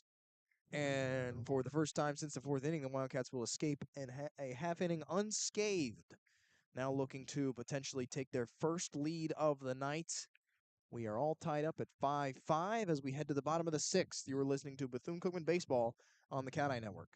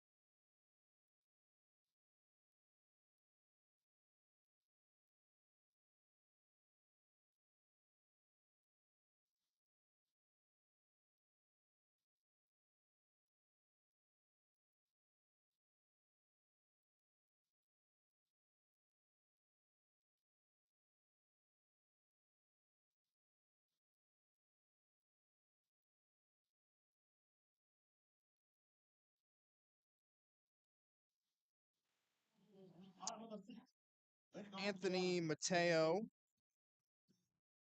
will remain on the mound for Alabama A&M as we are all tied at 5-5 here in the bottom of the 6th inning. Shows the trust the manager here for the Alabama A&M, as I've now picked up the stutter, as that ball is called a strike inside. It's a sneaky, tough one to say. There's a lot of consonants to get in there, a lot of A's. Yeah, it's kind of tough to get that one out on a consistent basis. That was the first pitch to Colton Olson, was a strike. He'll foul the second one off to be down 0-2. But you mentioned the trust of Mateo. He certainly earned it, but it may also be a lack of trust in anybody else down there, as it's kind of riding the hot hand, I think, for Alabama A&M and a pitching staff that has struggled mightily, to say the least, to start the year. But Mateo, despite maybe 5 earned runs. Won't help his ERA much at all. Has been so solid for the Bulldogs. Maybe just left out there a little bit too long, as it's a 1-2 count to Olson as he takes that pitch inside. Yeah, because if you look at the rest of the ERAs on the team, the lowest is a 7.24 for someone with substantial innings. And this breaking ball is hit over to third base, and the play is made by Riera, and there is one away. So still chugging along is Mateo, just over 80 pitches now. A couple of arms stretching, one throwing for the Bulldogs in the pen. He's been there for an inning and a half or so now. So if it does start to get interesting here, may see Mateo's night come to a close as Daniel Figueroa shows bunt. Does make an attempt at it, but is past his bat. Yeah.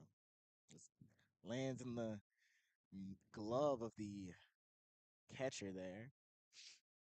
A lot of good defensive catchers in the SWAC. You certainly have to be at this ballpark with how gargantuan the backstop is. A little bit of a delay here from the home plate official, but we will get back in. Breaking ball here is in there for a strike. And Figueroa's down 0-2.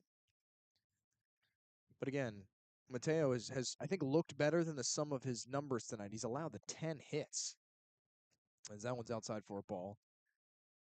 That early goings was really outstanding until he finally hit a hiccup in the bottom of the 4th inning there and has not worked a scoreless inning since. That one will hit Figueroa. A little bit of a bailout throw there. Does reward him with a base. And that was right before I was going to say, he is not given a free pass up until then. No walks, no hit by pitches. Was pitching like me and MLB The Show, just everything in the strike zone. And I think that's a great way to operate in this conference is guys who maybe don't have the stuff that you'd see at higher levels of baseball, or even some guys like Nolan Santos who've come through this program with some outstanding stuff, but just pound the zone, just force guys to swing, force guys to take strikes. That's really what Mateo succeeded on all night long. He let his defense work. He let the wind help out a little bit. He did get 3 strikeouts, just forced the Wildcats to swing all night. As swinging right here is Sergio Rivera. He will move the runner up, but will be out at first. There are 2 away now. But back to that Aggies bullpen or Bulldogs bullpen. Aggies is not the right school, but only one. You obviously have Tristan Curlis, who has a 0 ERA, but that is in only 2 innings as a mound visit here for Mateo. That looks like it's going to spell the end for him. Kind of an interesting decision there. Thought we might see him try to finish the inning, but with Garrett Chun, notable, maybe one of the dangerous, if not the most dangerous bat in this Wildcats bullpen, up at the plate, probably playing it safe here with the game still tied and a runner in scoring position. So that will do it for the righty Mateo. Certainly gave the Bulldogs all he had tonight, over 90 pitches. And that looks to be number 23, Dustin Hernandez, coming in relief. He has a 9.49 ERA, 6 appearances, 1 start, 1 save. I don't know how you get that stat sheet. It's very interesting. 12 innings pitched, 12 and a frame innings pitched, 18 hits, 18 runs, 13 earned, 10 walks, 8 strikeouts, 5 doubles allowed, 3 triples allowed, no homers, but allowing a 353 average. 3 pitchers hit. So looks very much like many of the arms in this Alabama A&M pen. Kind of an interesting delivery. I'm sure we'll get more into that. He kind of sits back on it and throws it almost exactly 45 degrees, almost parallel to the ground. Very unorthodox delivery from the right-hander. But as you said, it's the base runners that have haunted him, as they have many of these Bulldogs' arms. Like you mentioned, 18 hits allowed in 12 and a third innings, 10 walks. So that's way too many guys on the base paths from what you would like. And he's the only guy on this Alabama A&M team with a save this season. Of course, when you only have 3 wins, it's tough to put yourself in save situations. No doubt about that. His 1 save may have come against Alabama State. It looks like it did, because every other appearance he's been in has been a loss. So did collect that on Saturday night. He pitched 3 innings in that one, allowed just 2 hits, 1 run. It was not earned. Walked a pair, struck out a pair, and hit a batter. So he was solid in his last time out against a always solid Alabama State Hornets team. Hernandez out of Rayne, Louisiana. Rain. Coastal Alabama Community College. A season ago, he appeared in only 9 games, had a 10.66 ERA in 12 innings. And Rain not spelled like either of the ways you'd normally spell Rain. Rain spelled Rayne. Just thought that was an interesting tidbit. He will dig in now against Garrett Chun. Maybe he's been the best Wildcat bat so far this season. Kind of frisbees that ball in there for a ball. I guess that's the best way I can call his delivery, kind of throwing it parallel to the ground like you would with a frisbee.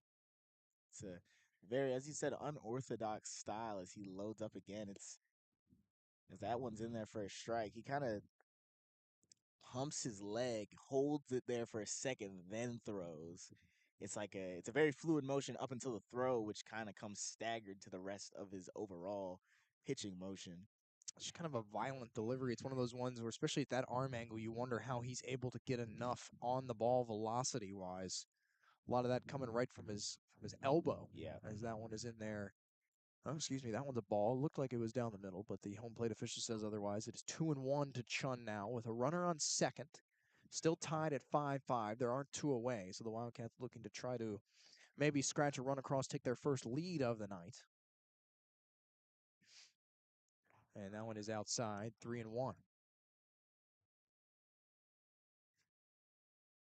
For Alabama A&M and this bullpen, this pitching staff as a whole, it's kind of just a game of hold your breath. Once anybody different comes in on the mound, just hope that somebody can provide some stability and keep things within reach. Chun will take that one just a hair outside, and runners will be at first and second now with 2 away for Jose Gonzalez. Yeah, kind of reminds me of Tim Lincecum in the sense of just it's a lot of arm strength. He's a lankier guy, so he takes advantage of that and just pumping it with his arm, but couldn't find the zone there, and that's the first walk. The only other free pass was a hit by pitch, with the first walk given up by the Bulldogs, and immediately finds himself in a little bit of trouble here. Runners at first and second. First pitch to Gonzalez is hit hard out into center field, just a little bit too hard, as Hammonds is there to make the catch and retire the side. So the score will remain tied. Nice job by Hernandez to keep things all locked up at 5-5. We will head to the 7th inning with, it looks like Dylan Dudonez will head back to the mound. Before he does that, we'll take a quick break. You're listening to Bethune-Cookman Baseball on the CatEye Network.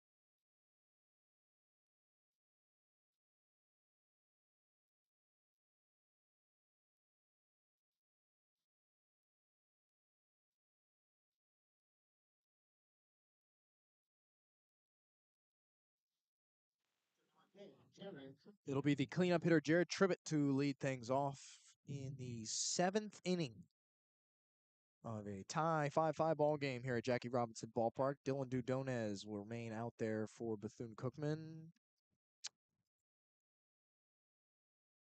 And I'm not sure What just happened? Dudon has delivered to the plate, and instead of calling a ball or a strike, He said, "Nuh-uh," to Coach Hernandez. just held up a one finger and immediately turned to the Bethune-Cookman dugout and had a quick conversation. We're not quite close enough, especially with the headphones on, to hear exactly what was said, but I guess it's a ball. And that one is also a ball. It's 2-0. Very strange start to that inning. But a healthy amount of conversation for Coach Hernandez and the officiating crew as this ball is flared out into left field, not very deep. Garrett Chun will be in on it to retire the first batter of the inning. Tribbett will fly out. I think that ball was an out regardless of the wind, but Yeah. if you're putting any ball in play like that tonight, it's not going to be easy to do much. And maybe the umps and Coach Hernandez are just cold. Conversations how we can keep on. Well, if they're cold, I would prefer less conversation so we can get out of here quicker. As He's going to turns beckon him women. over again. And we're once again have headphones on, and there's a bit distance going on, and we're trying to read lips. We're no John Boy Media, so we can't really do that as well as he walks back into the dugout. It's a nice plug right there, Henson. That's he wanted Coach Hernandez. The only word I could make out was explanation. I'm not sure if they maybe don't like Dudona's delivery in some respect. He will, regardless, throw a strike in there to Jesus Riera, who is 1 for 2 tonight with a couple of RBIs. Breaking ball there, inside, 1-1. Misses a little bit inside. Loads back up. Breaking ball has stayed inside for much of the night tonight, as this one is popped up down the right field line. Manny Sufrain over by the end of the Alabama A&M dugout will attempt to make the play, but a little too much traffic down there, and he cannot come up with it. And if the dugouts are a little bit farther back, he might be able to make that catch, but wind just picked it up a little bit too much. As we've said all night, it's actually gotten much, knock on wood, calmer. I feel like as you started to say that, Yeah, I the knew wind you were picked going up. to say it, and the Yeah. wind started to pick up again. So that's a tough break for us back here. And that one, the 1-2 pitch, is outside. And that's a tough break from Dudonas because that pitch didn't miss by much. Valiant frame job by Irvin Escobar, but not rewarded with a strike call. Breaking ball gets a big swing and a miss from Riera, and there are quickly 2 away now for Alabama A&M.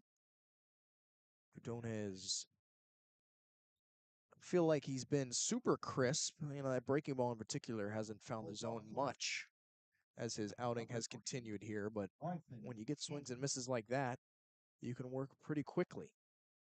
So that'll bring up Bryson Hammonds, 1 for 3 tonight, a couple of RBI as well.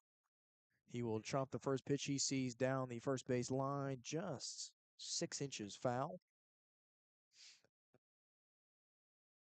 Top of this lineup is where most of the threat comes for Alabama A&M. Riera, Hammonds, 4 of the 5 RBI tonight. That ball a little low. Once you get past that, not a whole lot. Hammonds hit 222 after that.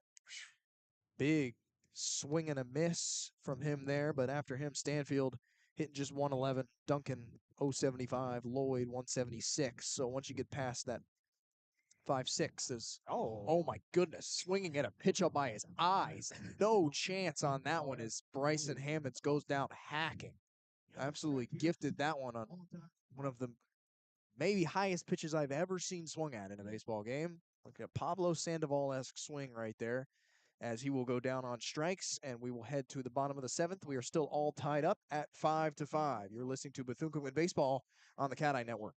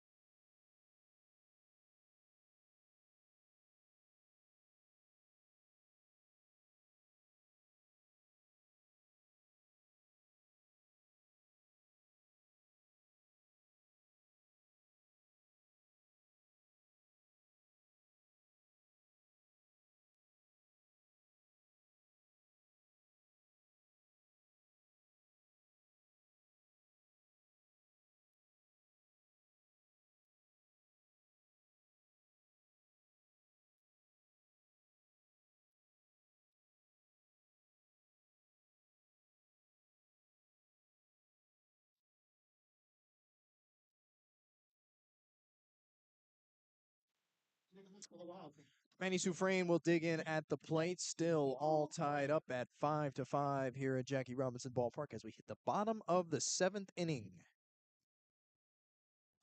Just around the 2-hour mark of this pretty back and forth contest. Dustin Hernandez remains on the mound for the Bulldogs. First pitch to Soufrain is outside for ball one. The kind of pitching motion of Hernandez, it's tough for him to get that ball on the outside corner there. Not a whole lot of leverage. That one is hit hard down the first base line, but foul by Soufrain. Line drive probably would have been trouble, but it does stay past that line. Wind staying steady out there in center field. Maybe not quite as strong as we've seen it at some points tonight, but very steady. Not a gusty night, just a steady wind from center field. The pitch is low and outside, 2-1 to Soufrain.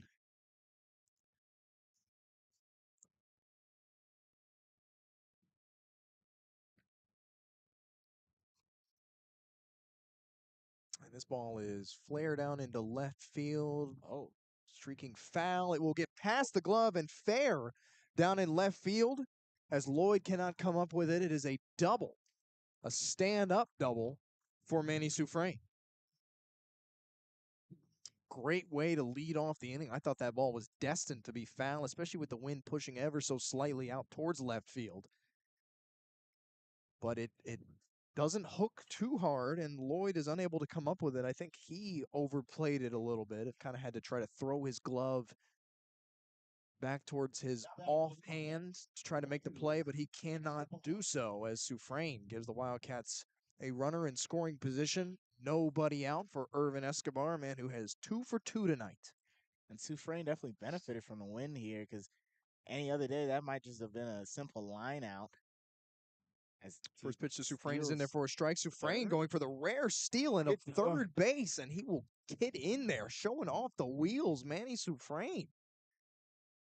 That was a little bit of an unorthodox call right there. I don't think anyone in the ballpark expected Manny Soufrain of all guys. Not any disrespect to him. He's just not the fastest dude on the team to try to steal third. First steal of the season for him as 6'3", 200 pounds. The Alabama A&M skipper will come out to maybe have a little bit of conversation. But again, with no benefit of replay, he won't be able to overturn anything. Let's see if Manny Soufrain has ever had a career steal. He had 0 stolen base attempts last year, and in his first season with the program, he had 3. He was 2 for 3 that year. So the third stolen base of Manny Soufrain's career, the first in a year plus of play. And it's a steal of third, no less. That one is going to hit Escobar, and he will go down to first to put runners at the corners now with nobody out. And all of a sudden, Wildcat bats could be looking to turn it up here. Leadoff double basically turns into a triple with that steal by Soufrain. And you have a runner scoring in scoring position and a runner at first base. It is an interesting night, in a scenario like this, you would say just put a ball in the air and take the lead here. But with the wind pushing so hard, you want to make sure nothing's too close to the infield, as this one is hit high out into center field by Ramses Cordova. Hammonds is there to make the play, and it will be no trouble as Manny Soufrain will come in to score. So my little opine on the sacrifice fly does not matter because Cordova puts plenty of distance on that one, and the Wildcats take a 6-5 lead.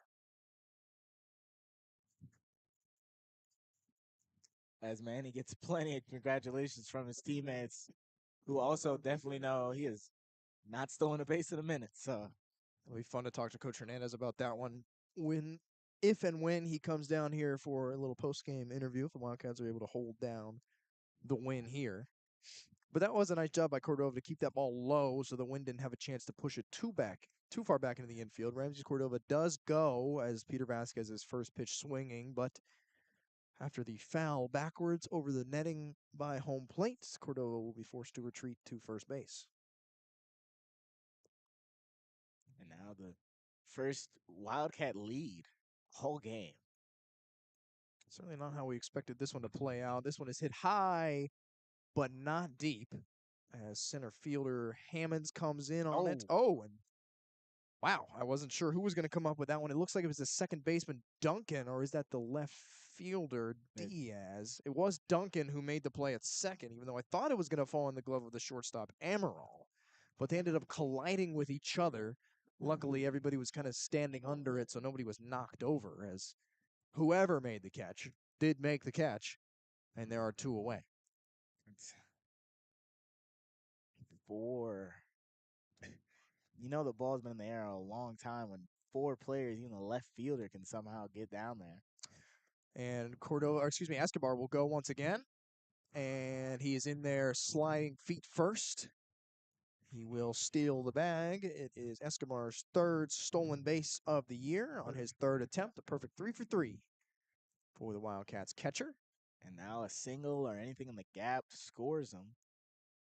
And he'll definitely be trying to get a big lead off here with 2 outs. First pitch to Colton Olson is lined right back up the middle and will bounce in front of the center fielder Hammonds. Escobar surprisingly will not break for home as Coach Hernandez puts the hold sign up. That ball was hit so hard by Olson. Escobar didn't really have a chance to try to score. Olson, a little bit of an interesting play over there. Olson was between the first and second base bag, and there was a throw over to try to get him sleeping a little bit, but he will get back in safely.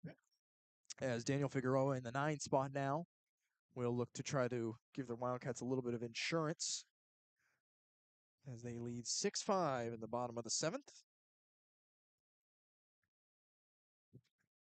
2 away, runners at the corners.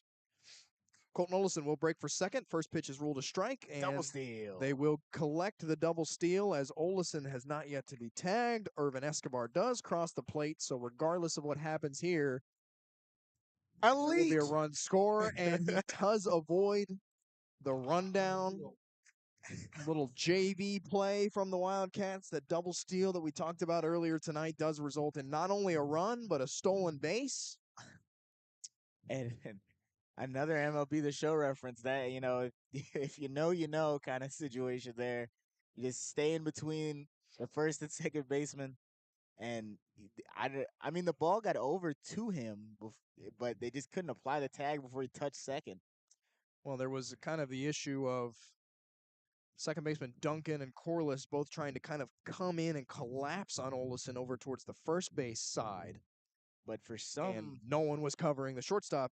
Amaral did nothing to cover the bag, so there was nobody there. So when he tried to streak over to cover the bag at second, couldn't get back in time, and Olson is able to beat him out, wins the foot race, and in there with a steal. Yeah, but they could have thrown it to Duncan, who was in front of Olson while he was streaking, and he likely could have applied that tag, but instead tried to get it to Amaral, who was on the other side of the bag, and he barely beats the throw out, and now you're in a really awkward spot where you've given them a run for free, basically.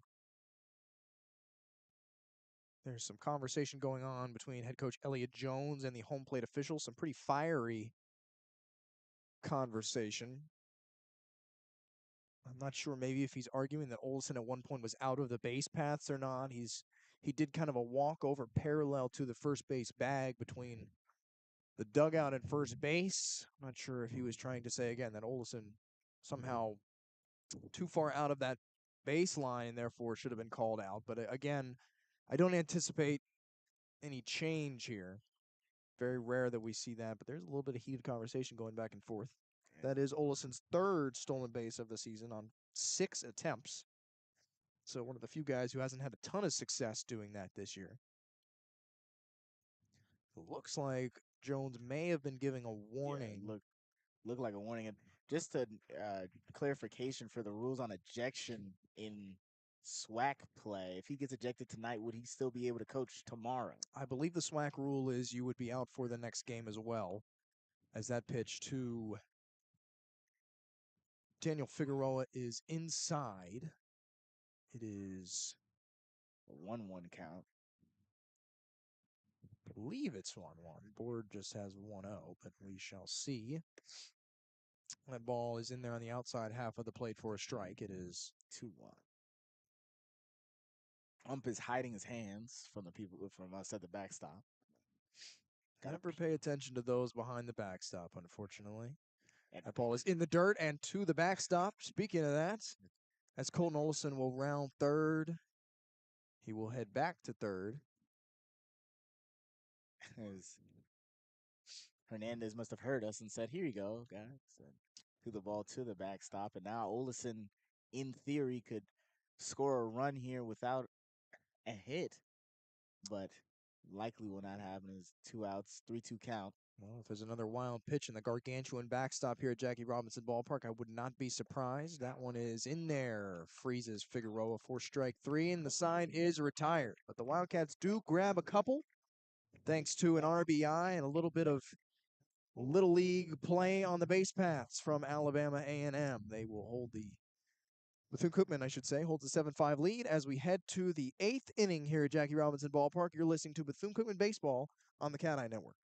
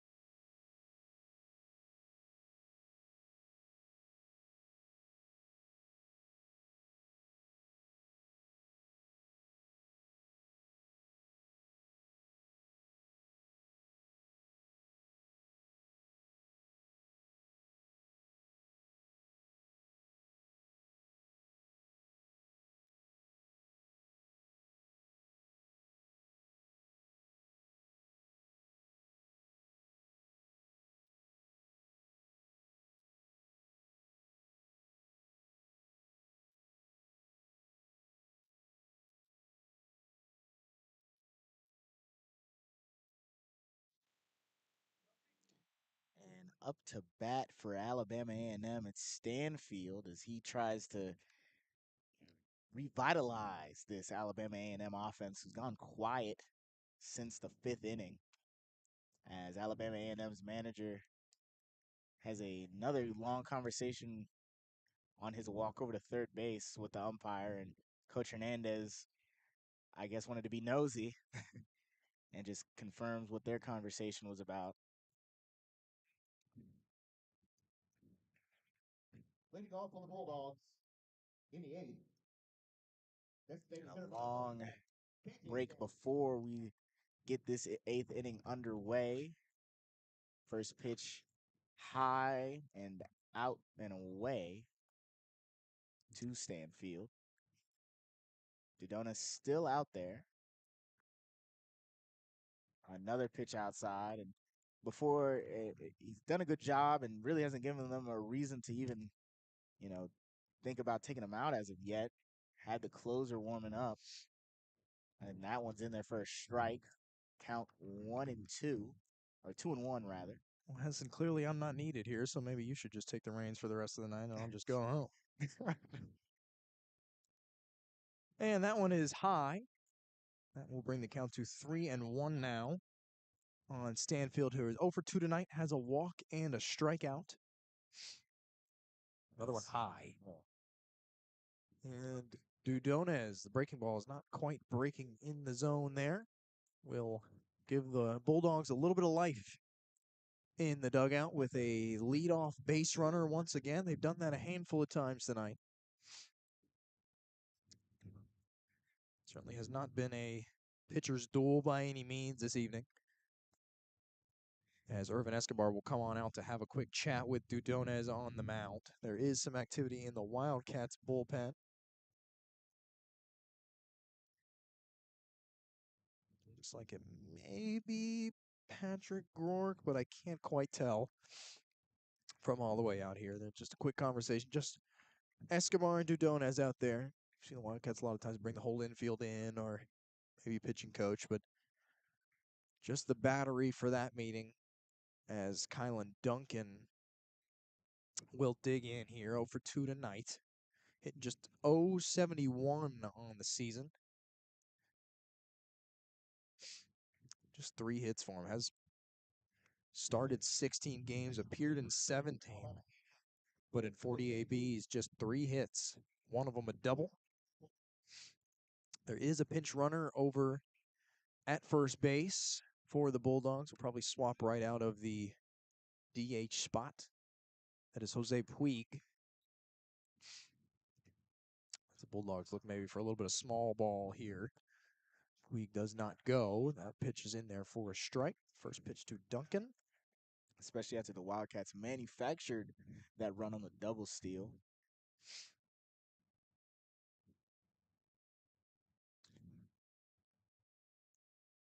That breaking ball is in there. Quickly down 0-2 now. Puig from Santo Domingo, Dominican Republic.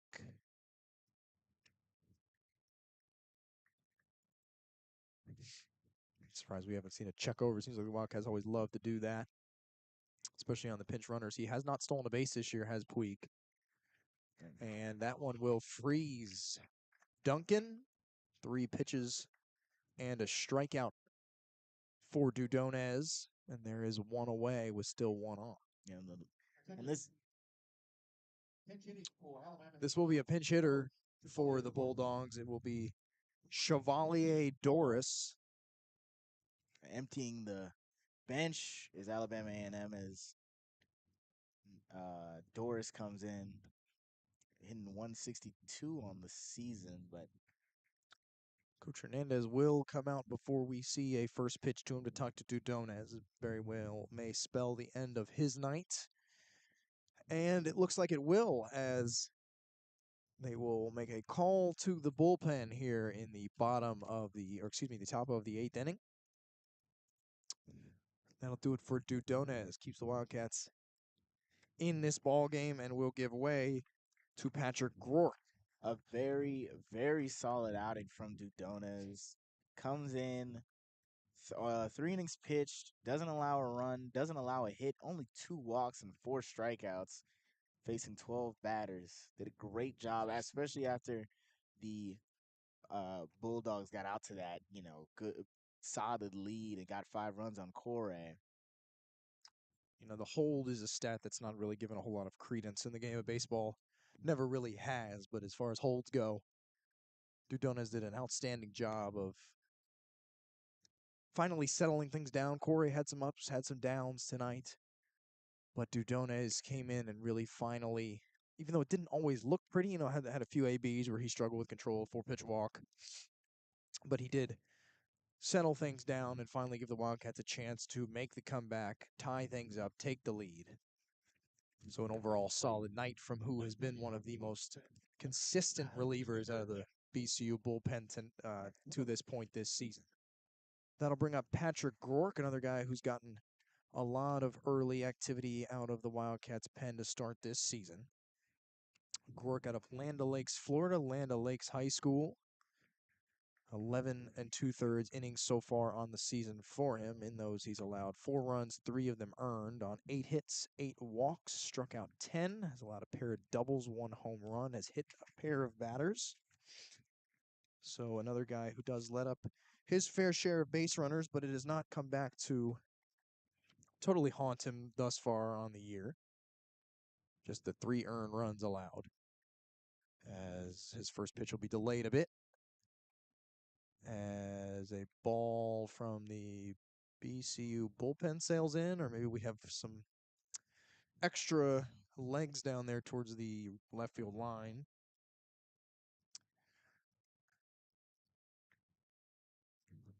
Groark faces Chevalier Doris, who shows bunts it foul on the first pitch he sees, straight back to the backstop.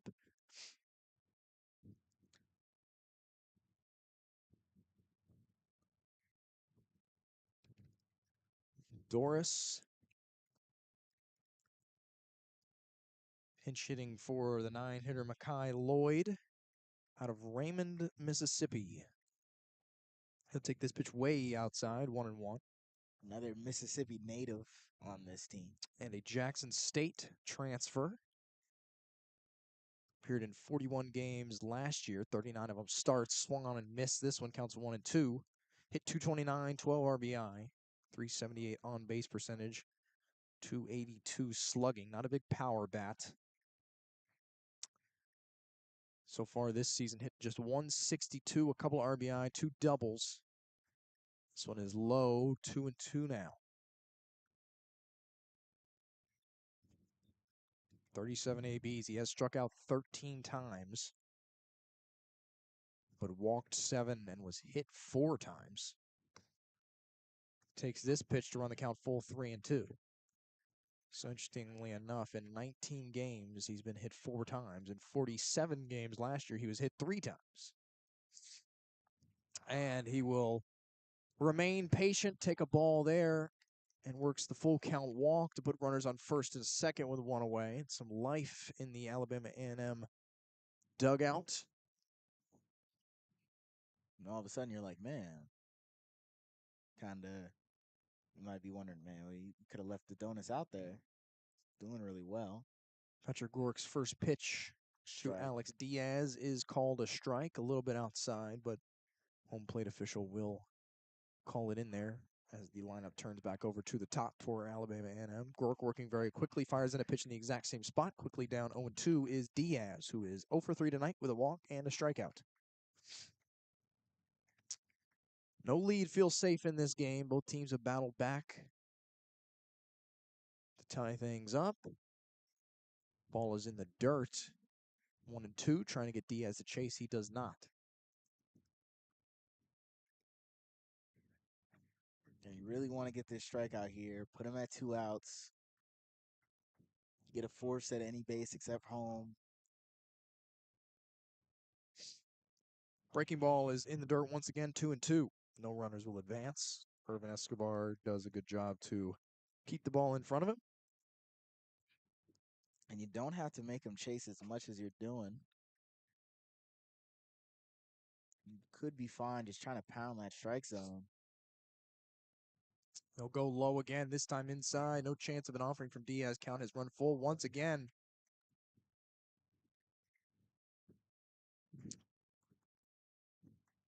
Big pitch here for Patrick Gork. He'll go low, and the bases are loaded with just 1 away for Dre Amaral, who does have a pair of hits already tonight. Coach Hernandez will trot out to the mound. It may be an early exit for Gork as there is a long look out into the bullpen by Coach Hernandez. Certainly not the start of the outing you want for Gork, especially not in this spot. Yeah, especially with a runner already on base. So now you have runners at third, second, and first. Looks like Coach Hernandez just stalling a little bit before the call is made down to the bullpen. And that will be exactly right, as very rushed bullpen warm-up session for the Wildcats closer, Pablo Torres, who finally makes his way out to the mound, spelling the end of the night for Patrick Gork. Just a couple of walks for him. He's responsible for runners on second and third. Dudona is still responsible for the runner on third, and that will bring in the closer Torres, who has had a little bit of an up and down start to his season as well. The sophomore out of Orlando, Florida, has appeared in 8 1/3 innings so far. Has allowed 6 runs, all earned, on 8 hits, 6 walks, struck out 7. Has allowed 1 home run and hit 1 batter. His last outing against South Florida appeared in 2/3 of an inning, just trying to get some midweek work in after he appeared in the series opener against Florida A&M. Against the Rattlers last week, he did pitch 2 strong innings, allowing just a walk, striking out 1, allowing no earned run. So he has been strong as of late, has not allowed a run in the last 3 outings for the right-hander. Before that, to start the season, he was scoreless in an inning against Stonehill, but then let up a run at Gulf Coast and 5 runs against Northwestern in just an inning of work. He's finally kind of settled into a little bit of a groove. The strikeout numbers aren't maybe what you expect for a guy who throws as hard as he does thus far in the season. He's put in a massive spot right here. Bases are loaded with just 1 away for the meat of the Alabama A&M lineup, it will be Dre Amaral, who is 2 for 3 so far tonight. Does have a strikeout. No RBIs tonight, but would love to change that here. Yeah, but what you're looking for here is to get, strikeouts, maybe a double play ball, force every base right now. Obviously, you want to try to stop the run if possible.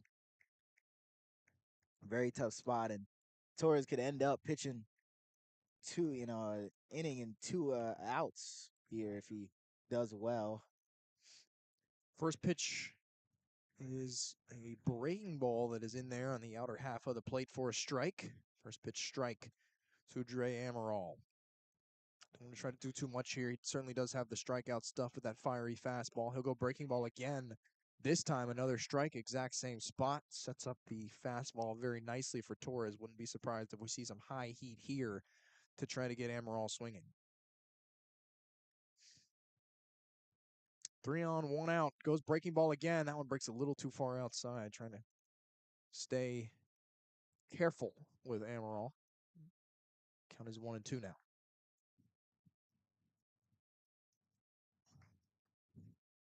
Long breath. Goes fastball, but misses his spot low. 2 and 2. What you cannot do here. Let's go from 0-2 to a walk. So this is a big pitch from Pablo Torres to try to avoid the count working full. Goes breaking ball right down the middle, fouled back, a ringer off the smallest possible space. I was going to say, I'm not entirely sure where that ball went, like squeaked through the tiny gap between the netting and got almost back to us. That's why you got to keep your head on a swivel back here. Count stays 2 and 2 to Amaral, 3 on, 1 out. Fastball right down the middle is sent the other way, deep, but foul down the right field line. Would have had home run distance if it was fair, but just behind it was Amaral. Hard to keep up with the heat there. Mid 90s for Pablo Torres. Something you don't see a lot at this level. Makes these bats hard to catch up with it.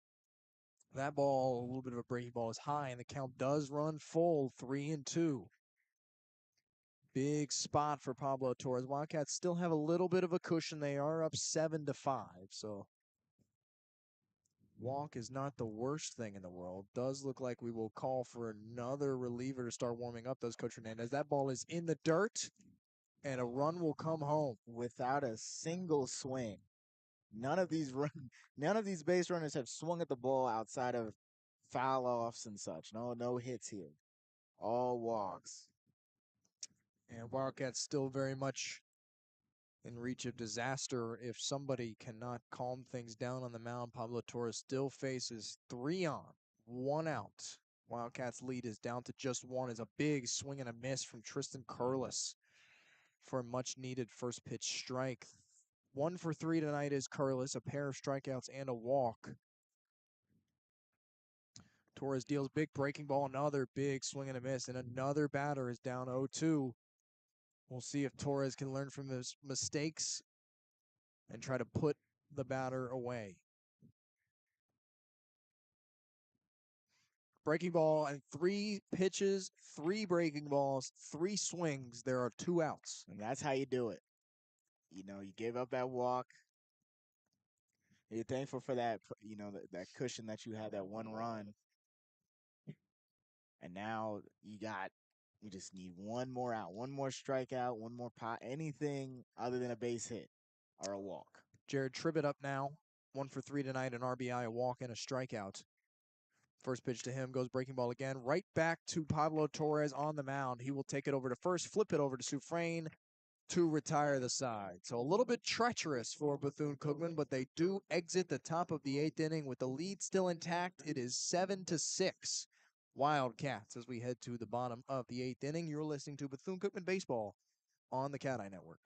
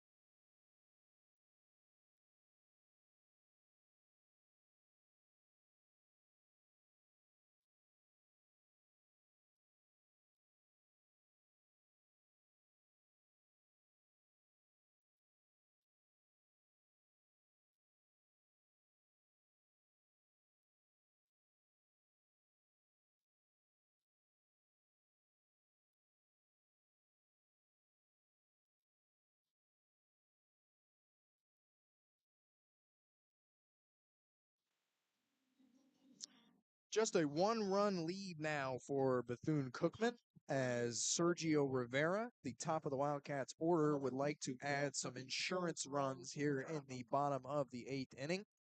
After the Bulldogs cut the lead down to just one, primarily via the walk 1 inning ago.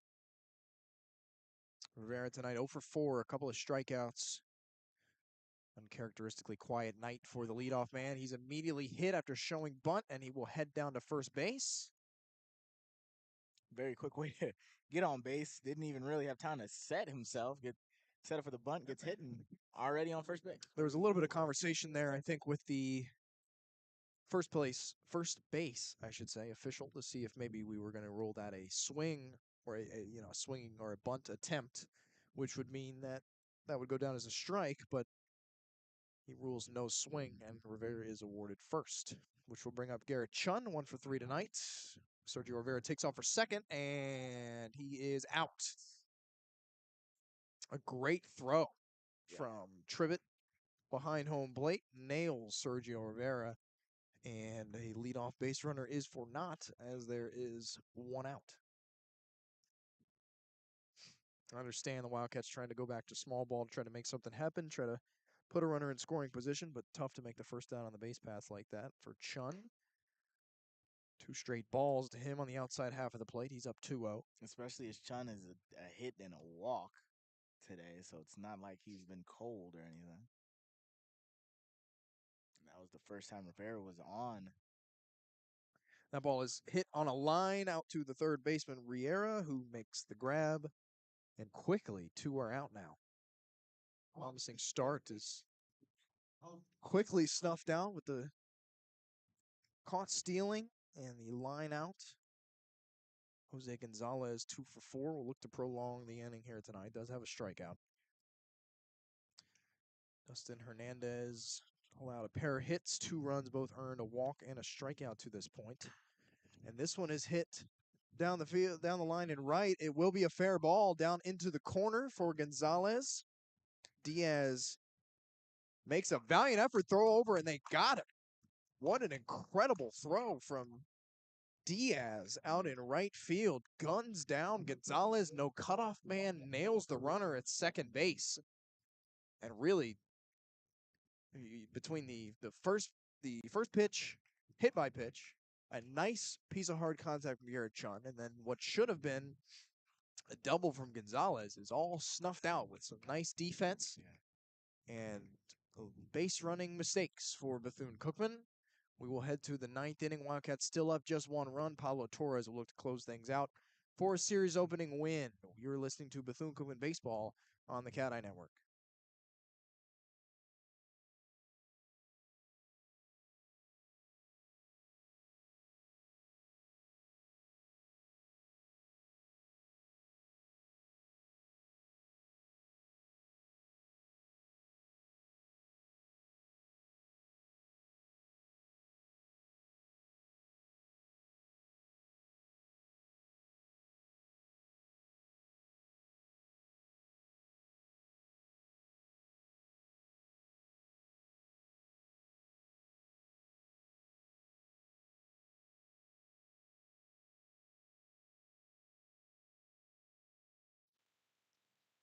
Pablo Torres is on the mound to try to close things out in a 7-6 ball game in favor of Bethune-Cookman. And lucky number 7 is up for the Bulldogs and Riera. Talking over the break, we'll see how important avoiding the first batter to reach base will be for Torres as he fires the first pitch in there for a strike. The Bulldogs have made a lot of hay tonight, putting the first runner on. A lot of leadoff base runners. Big swing and a miss. Quickly down 0-2. Nice job by Pablo Torres to jump ahead in the count early. And the Bulldogs haven't had a hit since the 5th inning. So that run in the 8th was all manufactured by walks. Waste pitch there from Pablo Torres. Tried to get Riera swinging, but he does not offer at it. It is 1-2. He'll go breaking ball again, this time inside. Riera does offer, but does foul it back to stay alive 1-2. I'm surprised we haven't really seen Torres go to the high heat yet. Was his go-to strikeout pitch a lot last year, but he's kind of stayed on the outside edge with the breaking ball a lot. The 1-2 pitch to Riera is a fastball, and it will freeze him. Thought about offering it, maybe thought it was outside, checked his swing, and there is quickly one away in the top of the ninth for Bethune-Cookman. And, now you're in a better situation if you're Torres, got that first out, got a strikeout. Soft contact anywhere. You just need these guys to get out. You don't really care how. You don't have to worry about a base runner.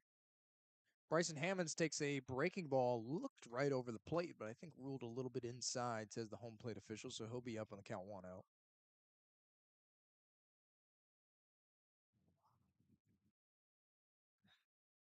He'll take that one.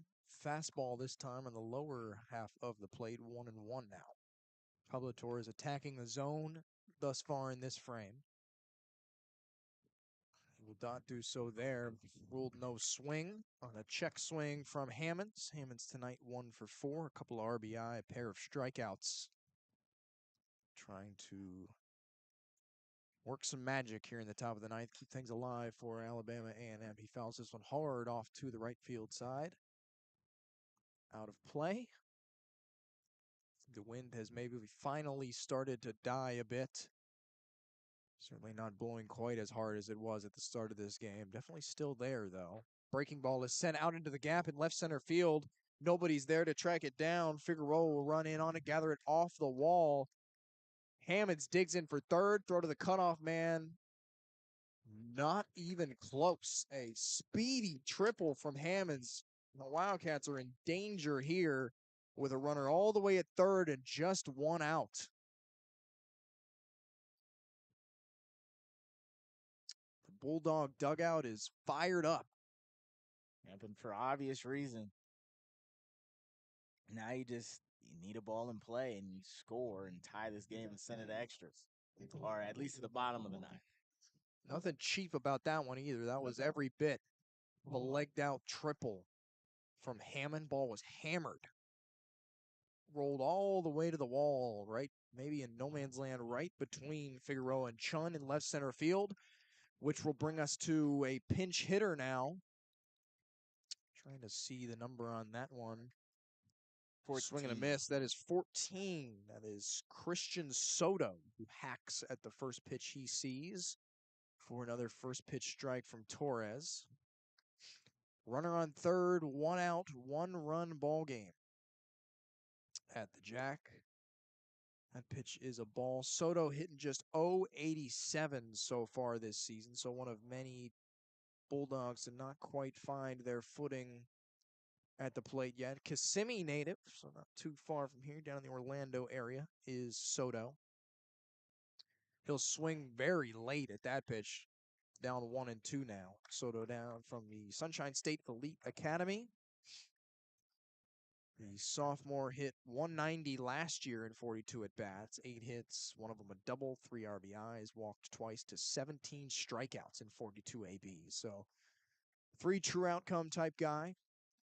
He'll swing late once again and stay alive, fouling this one back onto the street.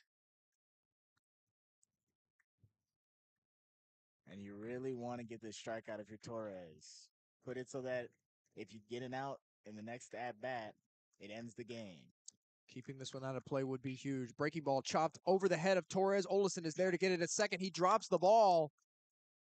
And there will be no play at home as Soto has tied this thing up. An uncharacteristic gaff defense. Pitcher's mound, resulting in no play at the plate. Bryson Hammonds comes around to score after the 1-out triple. And we are all tied up 7-7. Tough break for BCU as Kylan Duncan swings at the first pitch he sees, fouls it back. Knocks some netting off of the backstop.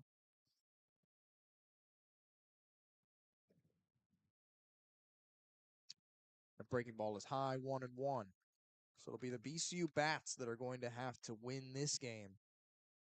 As both sides kind of showing some resilience at the plate, and no bullpen is able to take control here. This one nearly hits Duncan, but he will dance out of the way. It's 2-1. Again, Duncan hitting just .075 on the season. Does have 9 walks, though. He hits this one high and shallow over into foul territory. Manny Sufrain over there on the first base side is able to make the grab, and the side is retired. But Alabama A&M has tied this game at 7 thanks to the one-out triple and the fielder's choice. As we head now to the bottom of the 9th inning, Wildcats looking for a walk-off. You're listening to Bethune-Cookman Baseball on the CatEye Network.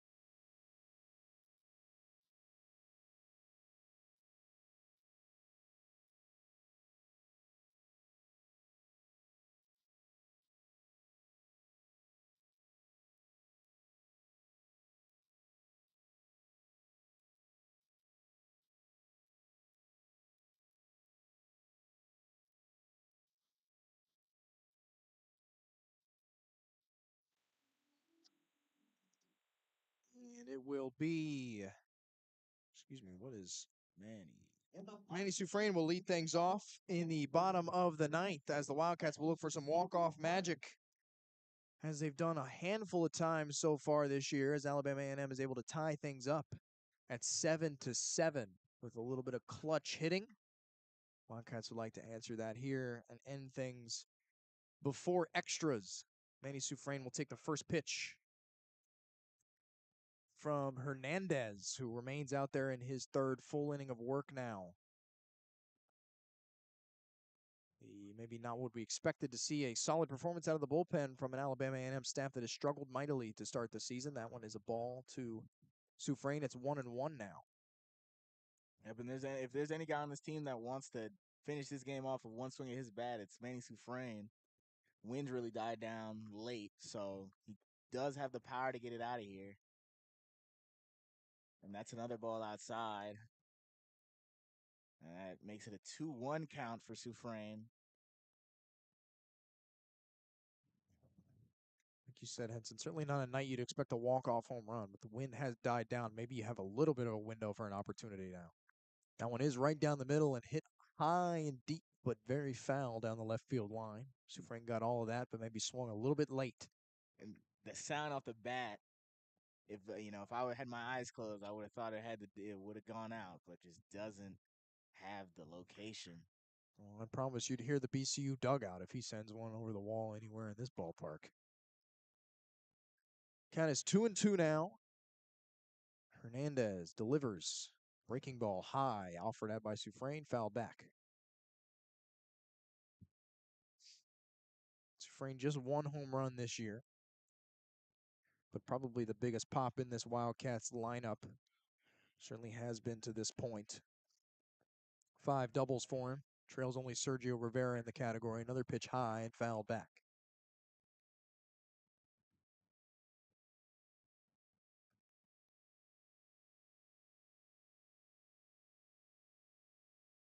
you just want them to get on base at this point.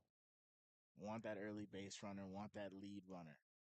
As much as you'd like to end things with one swing, don't have to, as this ball bounces past the glove of Tribbett and to the backstop. Count runs full, 3-2.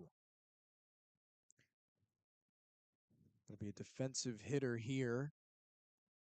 Just wait on a chance to take a base. Don't have to try to do too much. Payoff pitch. Right down the middle. Soufrain takes this high and deep out to right center field. It will bounce off the turf all the way to the wall. Soufrain is in casually with a stand-up leadoff double here in the bottom of the ninth. And it almost got out of here. A good 10, 20 feet short of ending the game right there, but does a great job to get that double. Doubles machine is Soufrain. That's his 6th of the year. Again, now ties Sergio Rivera for the team lead in the category. Can't ask for a better start to the bottom of the ninth. Irvin Escobar will be the first Wildcat in line to try to walk this one off, but not before we see a visit to the mound for the Bulldogs as head coach. And likely a pitching change for them as well. No immediate signal yet. Actually, there he is. We'll have a quick conversation with the home plate official, but that will be a pitching change for the Bulldogs. We will get you who that is in just a minute as Elliott Jones sends Dustin Hernandez back to the dugout. Really a solid outing for him. Very much kept the Wildcats in check on the night as much as you possibly can in a 7-7 ball game. On the mound now for Alabama A&M, it is number 12, Tristan Curlis. Interestingly enough, comes in from his spot at first base on the mound. The two-way man has made just one appearance on the season on the mound. Has yet to allow a run, just one hit. He did so against UT Martin back on March 19th. Threw 30 pitches. So this isn't a spoof attempt. He's, very good with his bat, you would assume, and we just saw probably a change up there he throws. But certainly an interesting decision, regardless, to turn to your first baseman to close things out. Or attempt to keep things alive, I should say. So he did allow one hit, walked one, struck out 2 against UT Martin. That was in a 14-3 loss a couple of weeks ago in non-conference play. So a two-way first baseman here to try to hold this 9th inning and take it to extras for Alabama A&M. Of course, Highland Hall last year for the Wildcats was something of a two-way man.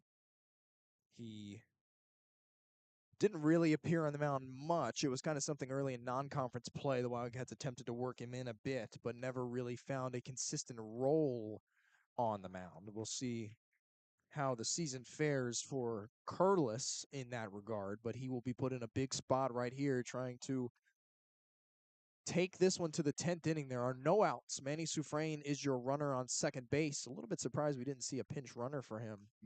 No, there is a pinch runner for Soufrain. There is AJ Smith. You're exactly right. Not sure. Must have missed him coming in probably when I was trying to recover my lineup for the 15th time as it's blown off the table once again. But no surprise at all to see the speedy AJ Smith, who's been the walk-off runner many times for the Wildcats to start this season. Showing bunt is Irvin Escobar. He'll bunt it a little bit too hard down the third base line, but he will move Smith up. So now a runner at third with just one out. Just put one in the air, and this game is over. Yeah, any solid contact, unless if it's not on the line, is pretty much game over. Ramses Cordova now. He was the responsible for the walk-off back a couple weeks ago against UNF in a similar spot. Funny enough, also drove in A.J. Smith in that game, but tonight, 1 for 2, a couple of RBIs. First pitch to him is in the dirt, ball 1. But you don't have to force anything. That's the important other aspect. Don't swing at anything that's obviously just going to get you out. Patience is important this late in the ball game. That one is outside 2-0 now. If you're Curlis here, you can't fall into the trap maybe of falling behind early and being forced to throw something down the plate. If you get too far in the count, there's nothing wrong with just walking Cordova, sending him to first, setting up the force out at second. Yeah, especially since you're already in a walk-off situation, that's 3-0, and you're probably better off at this point just walking him. There's no real reason to challenge him here. You certainly want to put something maybe low in the zone, try to get him to offer at it, maybe ground out. But there's no reason to force something over the plate. The 3-0 is in there for a strike. I'm surprised we didn't see Cordova offer at it. I don't think Cordova was expecting that. I mean, there probably isn't a ton of tape on the two-way utility player in terms of what they do in that situation. The 3-1. That'll be outside, and Cordova will take a base. It'll be runners at the corners now. Bringing up Peter Vasquez as the Wildcats still in prime position to walk this thing off in the bottom of the ninth. Vasquez tonight, 1 for 4. Love to end this thing here. Infield will come in for the squeeze play. Make sure there's no bunt on here as from the 7-hitter. They will attempt the double steal, but they will maybe wisely just allow Cordova to trot over to second base. I'm not surprised we see that from the Wildcats, especially considering the Bulldogs already fell for it one time tonight. But importantly, that gets rid of the force at second. You can't just go to second and try to get a double play and get out of the inning. And absolutely, it does eliminate the double play possibility at second and first. As hitting coach Derek Cartaya will come in and have a brief conversation with the batter Vasquez. And it's probably going to be something of, try to push this ball, try to hit it to right field. You don't have to worry about the double play anymore. There's no real, if you get it over there, you're more likely to get A.J. Smith, who's fast enough to get home from third from really anything over there. Talked with Coach Hernandez a little bit about that double steal this week, and rather the plays that are an option to beat that play, which basically involves a second baseman or someone similar catching the ball and coming in on it, immediately going home. But Alabama A&M wisely just allows the runner to advance rather than falling into that trap, as Vasquez takes a ball to start his AB. He's up 1-0. And if Curlis can't find the strike zone quickly, Wildcats may not have to do much to walk this game off. There's another ball. They may be able to walk this game off and take a page out of the Alabama A&M playbook, which is to allow the pitcher to keep throwing balls. Don't offer it anything if they're not going to find the strike zone. Definitely work to do to get to that point, but wisely being patient thus far. Vasquez does swing at that one, fouls it back off the netting. It's 2-1.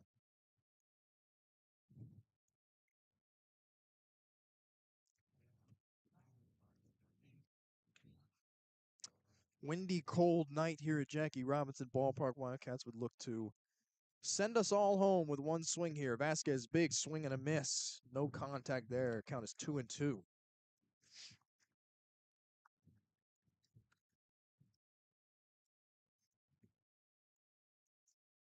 Prayer hands out from the Wildcat faithful. 2 on, 1 out.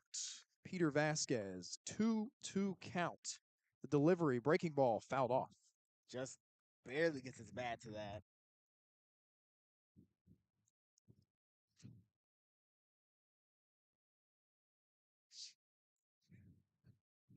Coaches tell him to keep it simple. Especially with A.J. Smith at third. You talk about putting the ball in the air. You really just need to put one in play. And unless it's in on the infield, it gives him a chance to go immediately home. Not a whole lot of chance to get him. The delivery is in there. Freezes Vasquez for the strikeout. Big throw, big pitch from Tristan Curlis. And there are 2 out for Colton Olison.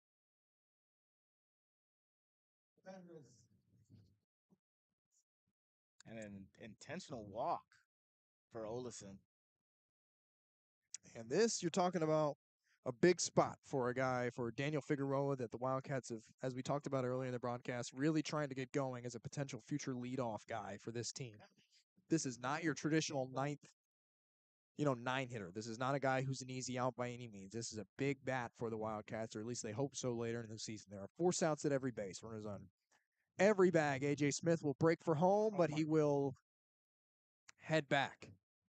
And a balk And is it's a called. walk-off balk. Run four.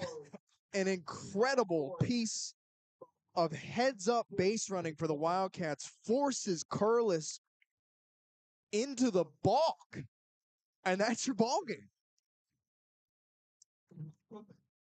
And a very odd game of baseball ends in possibly the oddest way to walk a baseball game off, in a walk-off balk. And you could possibly put that up to Curlis not being a traditional pitcher. So you don't have those motions. And, only pitched 2 innings this season. Obviously, if you're pitching at the D1 level, I had probably a ton of experience in high school as well. But it's just, you don't get used to those motions. And he definitely was wary of AJ Smith and his speed, and saw him get off and just wanted to look over. So, Really a fascinating end to that game. Plenty to talk about from tonight's win. I'm sure we'll get to it all with Coach Hernandez in just a few minutes. But a walk-off balk, or excuse my terminology, we'll call that a balk-off for the Wildcats. I'm sorry, that was a little cheesy, but it was a pretty fun ball game tonight at the ballpark. yeah. 14 hits for the Wildcats, 7 for Alabama A&M. Wildcats will take this one 8-7. No errors in the field for Bethune-Cookman. 1 for the Bulldogs. Some notables in the Wildcats lineup tonight. Jose Gonzalez, Manny Sufrain each collect 3 hits on the night. Both of them 3 for 5. Irvin Escobar, Colton Olison also enjoying double hit nights. For BCU, an RBI for Sufrain, a couple for Cordova, 1 for Olison, 2 for Figueroa. Wildcats walked only 3 times as a team, a little maybe uncharacteristic for them. They did steal 5 bases. I'm not sure if that's a season high, but it's probably pretty close. For Bethune-Cookman, Alabama A&M stranded 10 runners. Bethune-Cookman stranded 8. Pablo Torres will take the win tonight after tossing 1 2/3 innings, 31 total pitches, allowed 1 run, an earned run on 1 hit with a walk, struck out 2. So Joel Correa, the starter tonight, goes 4 innings, strikes out 5. He takes a no decision in his first weekend start, but the Wildcats bullpen takes it from there. It wasn't always pretty tonight, Henson. What do you take away from maybe a very back and forth ball game, but unfortunately for the Wildcats, does result in a series opening win? Well, if I could give out an MVP award, it'd probably be to Dennis, who did a great job in those 3 1/4 frames that he pitched. Didn't allow, only allowed 1 run, but he wasn't pitching for that run he allowed on, which was a walk early in that penultimate 7th inning that really allowed the Alabama A&M to come into that 8th inning and try to tie it up and stuff. But did a great job to just settle the team down. Did it, really smoothed out those middle innings after not the, best start from Corey. Very good hitting performances from Gonzalez and Sufrain. Escobar had 2 hits. Olison had 2 hits. Tons of stolen bases. Sufrain had a stolen base. And, it all ends in a, intelligent base running. And by forcing a balk. I think that's the kind of smart play that we're used to seeing from Bethune-Cookman, particularly on the base paths. They've really weaponized the bases a lot this season as an opportunity to steal runs in many ways. We saw the double steal work tonight. Manny Sufrain catches the Bulldogs sleeping a little bit on a guy they don't expect to steal a base, period, let alone third base. That allows you to tie the ball game up. And then when they're given the opportunity with the bases loaded to force the balk, immediately going to that play, something you maybe don't see a ton of, to walk this one off. Head coach Jonathan Hernandez will trot this way. We will speak to him shortly. But overall, a maybe a little bit of an ugly win, I think we would probably have to admit. Yep. But a win nonetheless. A win is a win. Certainly not the start to a series you want for a team that has only won 3 games, one conference game to start the season. But you take it any way you can get them, and it's definitely going to be the one of the more interesting wins on the Wildcats slate thus far into the season. Dustin Hernandez, of course, saddled with the loss. Valiant effort from the Bulldogs pitching staff tonight. We'll see how that continues over the weekend. As you know, we still talk about those ERAs a little bit up there for the Bulldogs on the early season. So we'll see what else they have in store in the pen. As we will now get ready to welcome on head coach Jonathan Hernandez, joining us after the win tonight. Coach, let's start with that final play. Certainly an interesting one. Talk about maybe your perspective as head coach, putting that play on, trying to catch the two-way man slipping on the mound. Well, I mean, before that, when Ramses, got to first base, we ran a first and third offensive play that we work on, and Coach Cartaya saw that, maybe the pitcher was going to be a little bit ahead of himself, so, in that situation, we decided to go fake steal, see if we can kind of get him to jump, and sure enough, it did. But Coach Cartaya was kind of running down, the third base box or third base line and just letting me know, hey, let's fake steal here. We'll probably have something. Let's see what happens. And sure enough, we did. We saw the double steal work again tonight. Overall, just weaponizing the base pass does this team. Even Manny Sufrain maybe catching the Bulldogs slipping a little bit with the steal of third. Talk a little bit about that aggressive base running approach and a lot of small ball for your team. Yeah, I think it's just trying to put us in position to be in, scoring position as early as often as we can, especially with the wind how it was today. I mean, it's almost 20, 25 mile an hour winds blowing in. We knew that the ball wasn't going to leave the yard today, so we just had to find a way to manufacture runs and continue to put pressure on the defense. But we definitely do got to get better on the mound. I think we had maybe 8, 9 walks or 10 walks. It doesn't matter who you play. You're going to give a team an opportunity or a chance to kind of hand in the game. But we'll clean it up. We'll be all right. I think for having not Boca today because of the flu and having Cody come in and the guys step up in the bullpen did what they had to do. Very pleased with that, but we definitely do have to clean it up on that side. Yeah, talk a little bit about the resiliency of this team. You start to touch on it there. Really back and forth ball game. Both sides were kind of able to fight their way back into the game, tying things up, taking leads. Talk about maybe the lack of quit in the lineup, especially after the first couple innings go so quickly at the plate for you guys, but being able to pick it up and put that fire on to Alabama A&M. Yeah, I mean, we tell the guys just give us a chance and win the back third. That's the championship innings. That's what championship teams, do as they progress throughout the course of the season. And we've seen it with several of our walk-offs, so far this year. And just the willingness to fight, the willingness to grind out ABs and to put pressure on the defense to put us in a position to win the final third and especially in that ninth inning. So looking forward to, another great ball game. I mean, Alabama A&M, they came in ready to play, so that's the meaning of what it is to be here in the SWAC East, and I've said it, since day one. It's the SWAC East. It's a grueling schedule. You can't take anybody lightly. You have to come ready to play, and ready to put your best foot forward to have an opportunity to position yourself once you get to Atlanta. An ugly win is still a win nonetheless. What's the message to the guys in the locker room to maybe clean up a few of the little things going into the rest of the weekend? Just told them, you can't take anybody lightly. The records are not indicative of how well, right, a team is capable of playing. So not that we don't take anybody lightly. We understand that, but tomorrow it's just capitalizing more on opportunities, and we just have to clean it up on the pitching side. 9 walks, 10 walks, and 2 hit by pitches is not going to get the job done. It did tonight, but I mean that's not a recipe for consistent success. Just looking forward for another great matchup tomorrow with the Bulldogs. Coach, congrats on the win tonight. Appreciate your time as always. Thank you. Hail Wildcats. And that'll do it for us here on CatEye Network Radio. Appreciate everybody sticking with us as the Wildcats take the 8-7 win over the Bulldogs to open the weekend series. We'll be back at it tomorrow night, 6 o'clock first pitch, as the Wildcats will look for the series win against Alabama A&M. For everybody here on the CatEye Network, Bryce Wojnowski on behalf of myself and my color man, Henson White, we appreciate your time, appreciate you jumping in with us. Enjoy the rest of your night, and hopefully we will talk to you tomorrow. Wildcats take this one 8-7. Thanks for listening to Bethune-Cookman Baseball on the CatEye Network.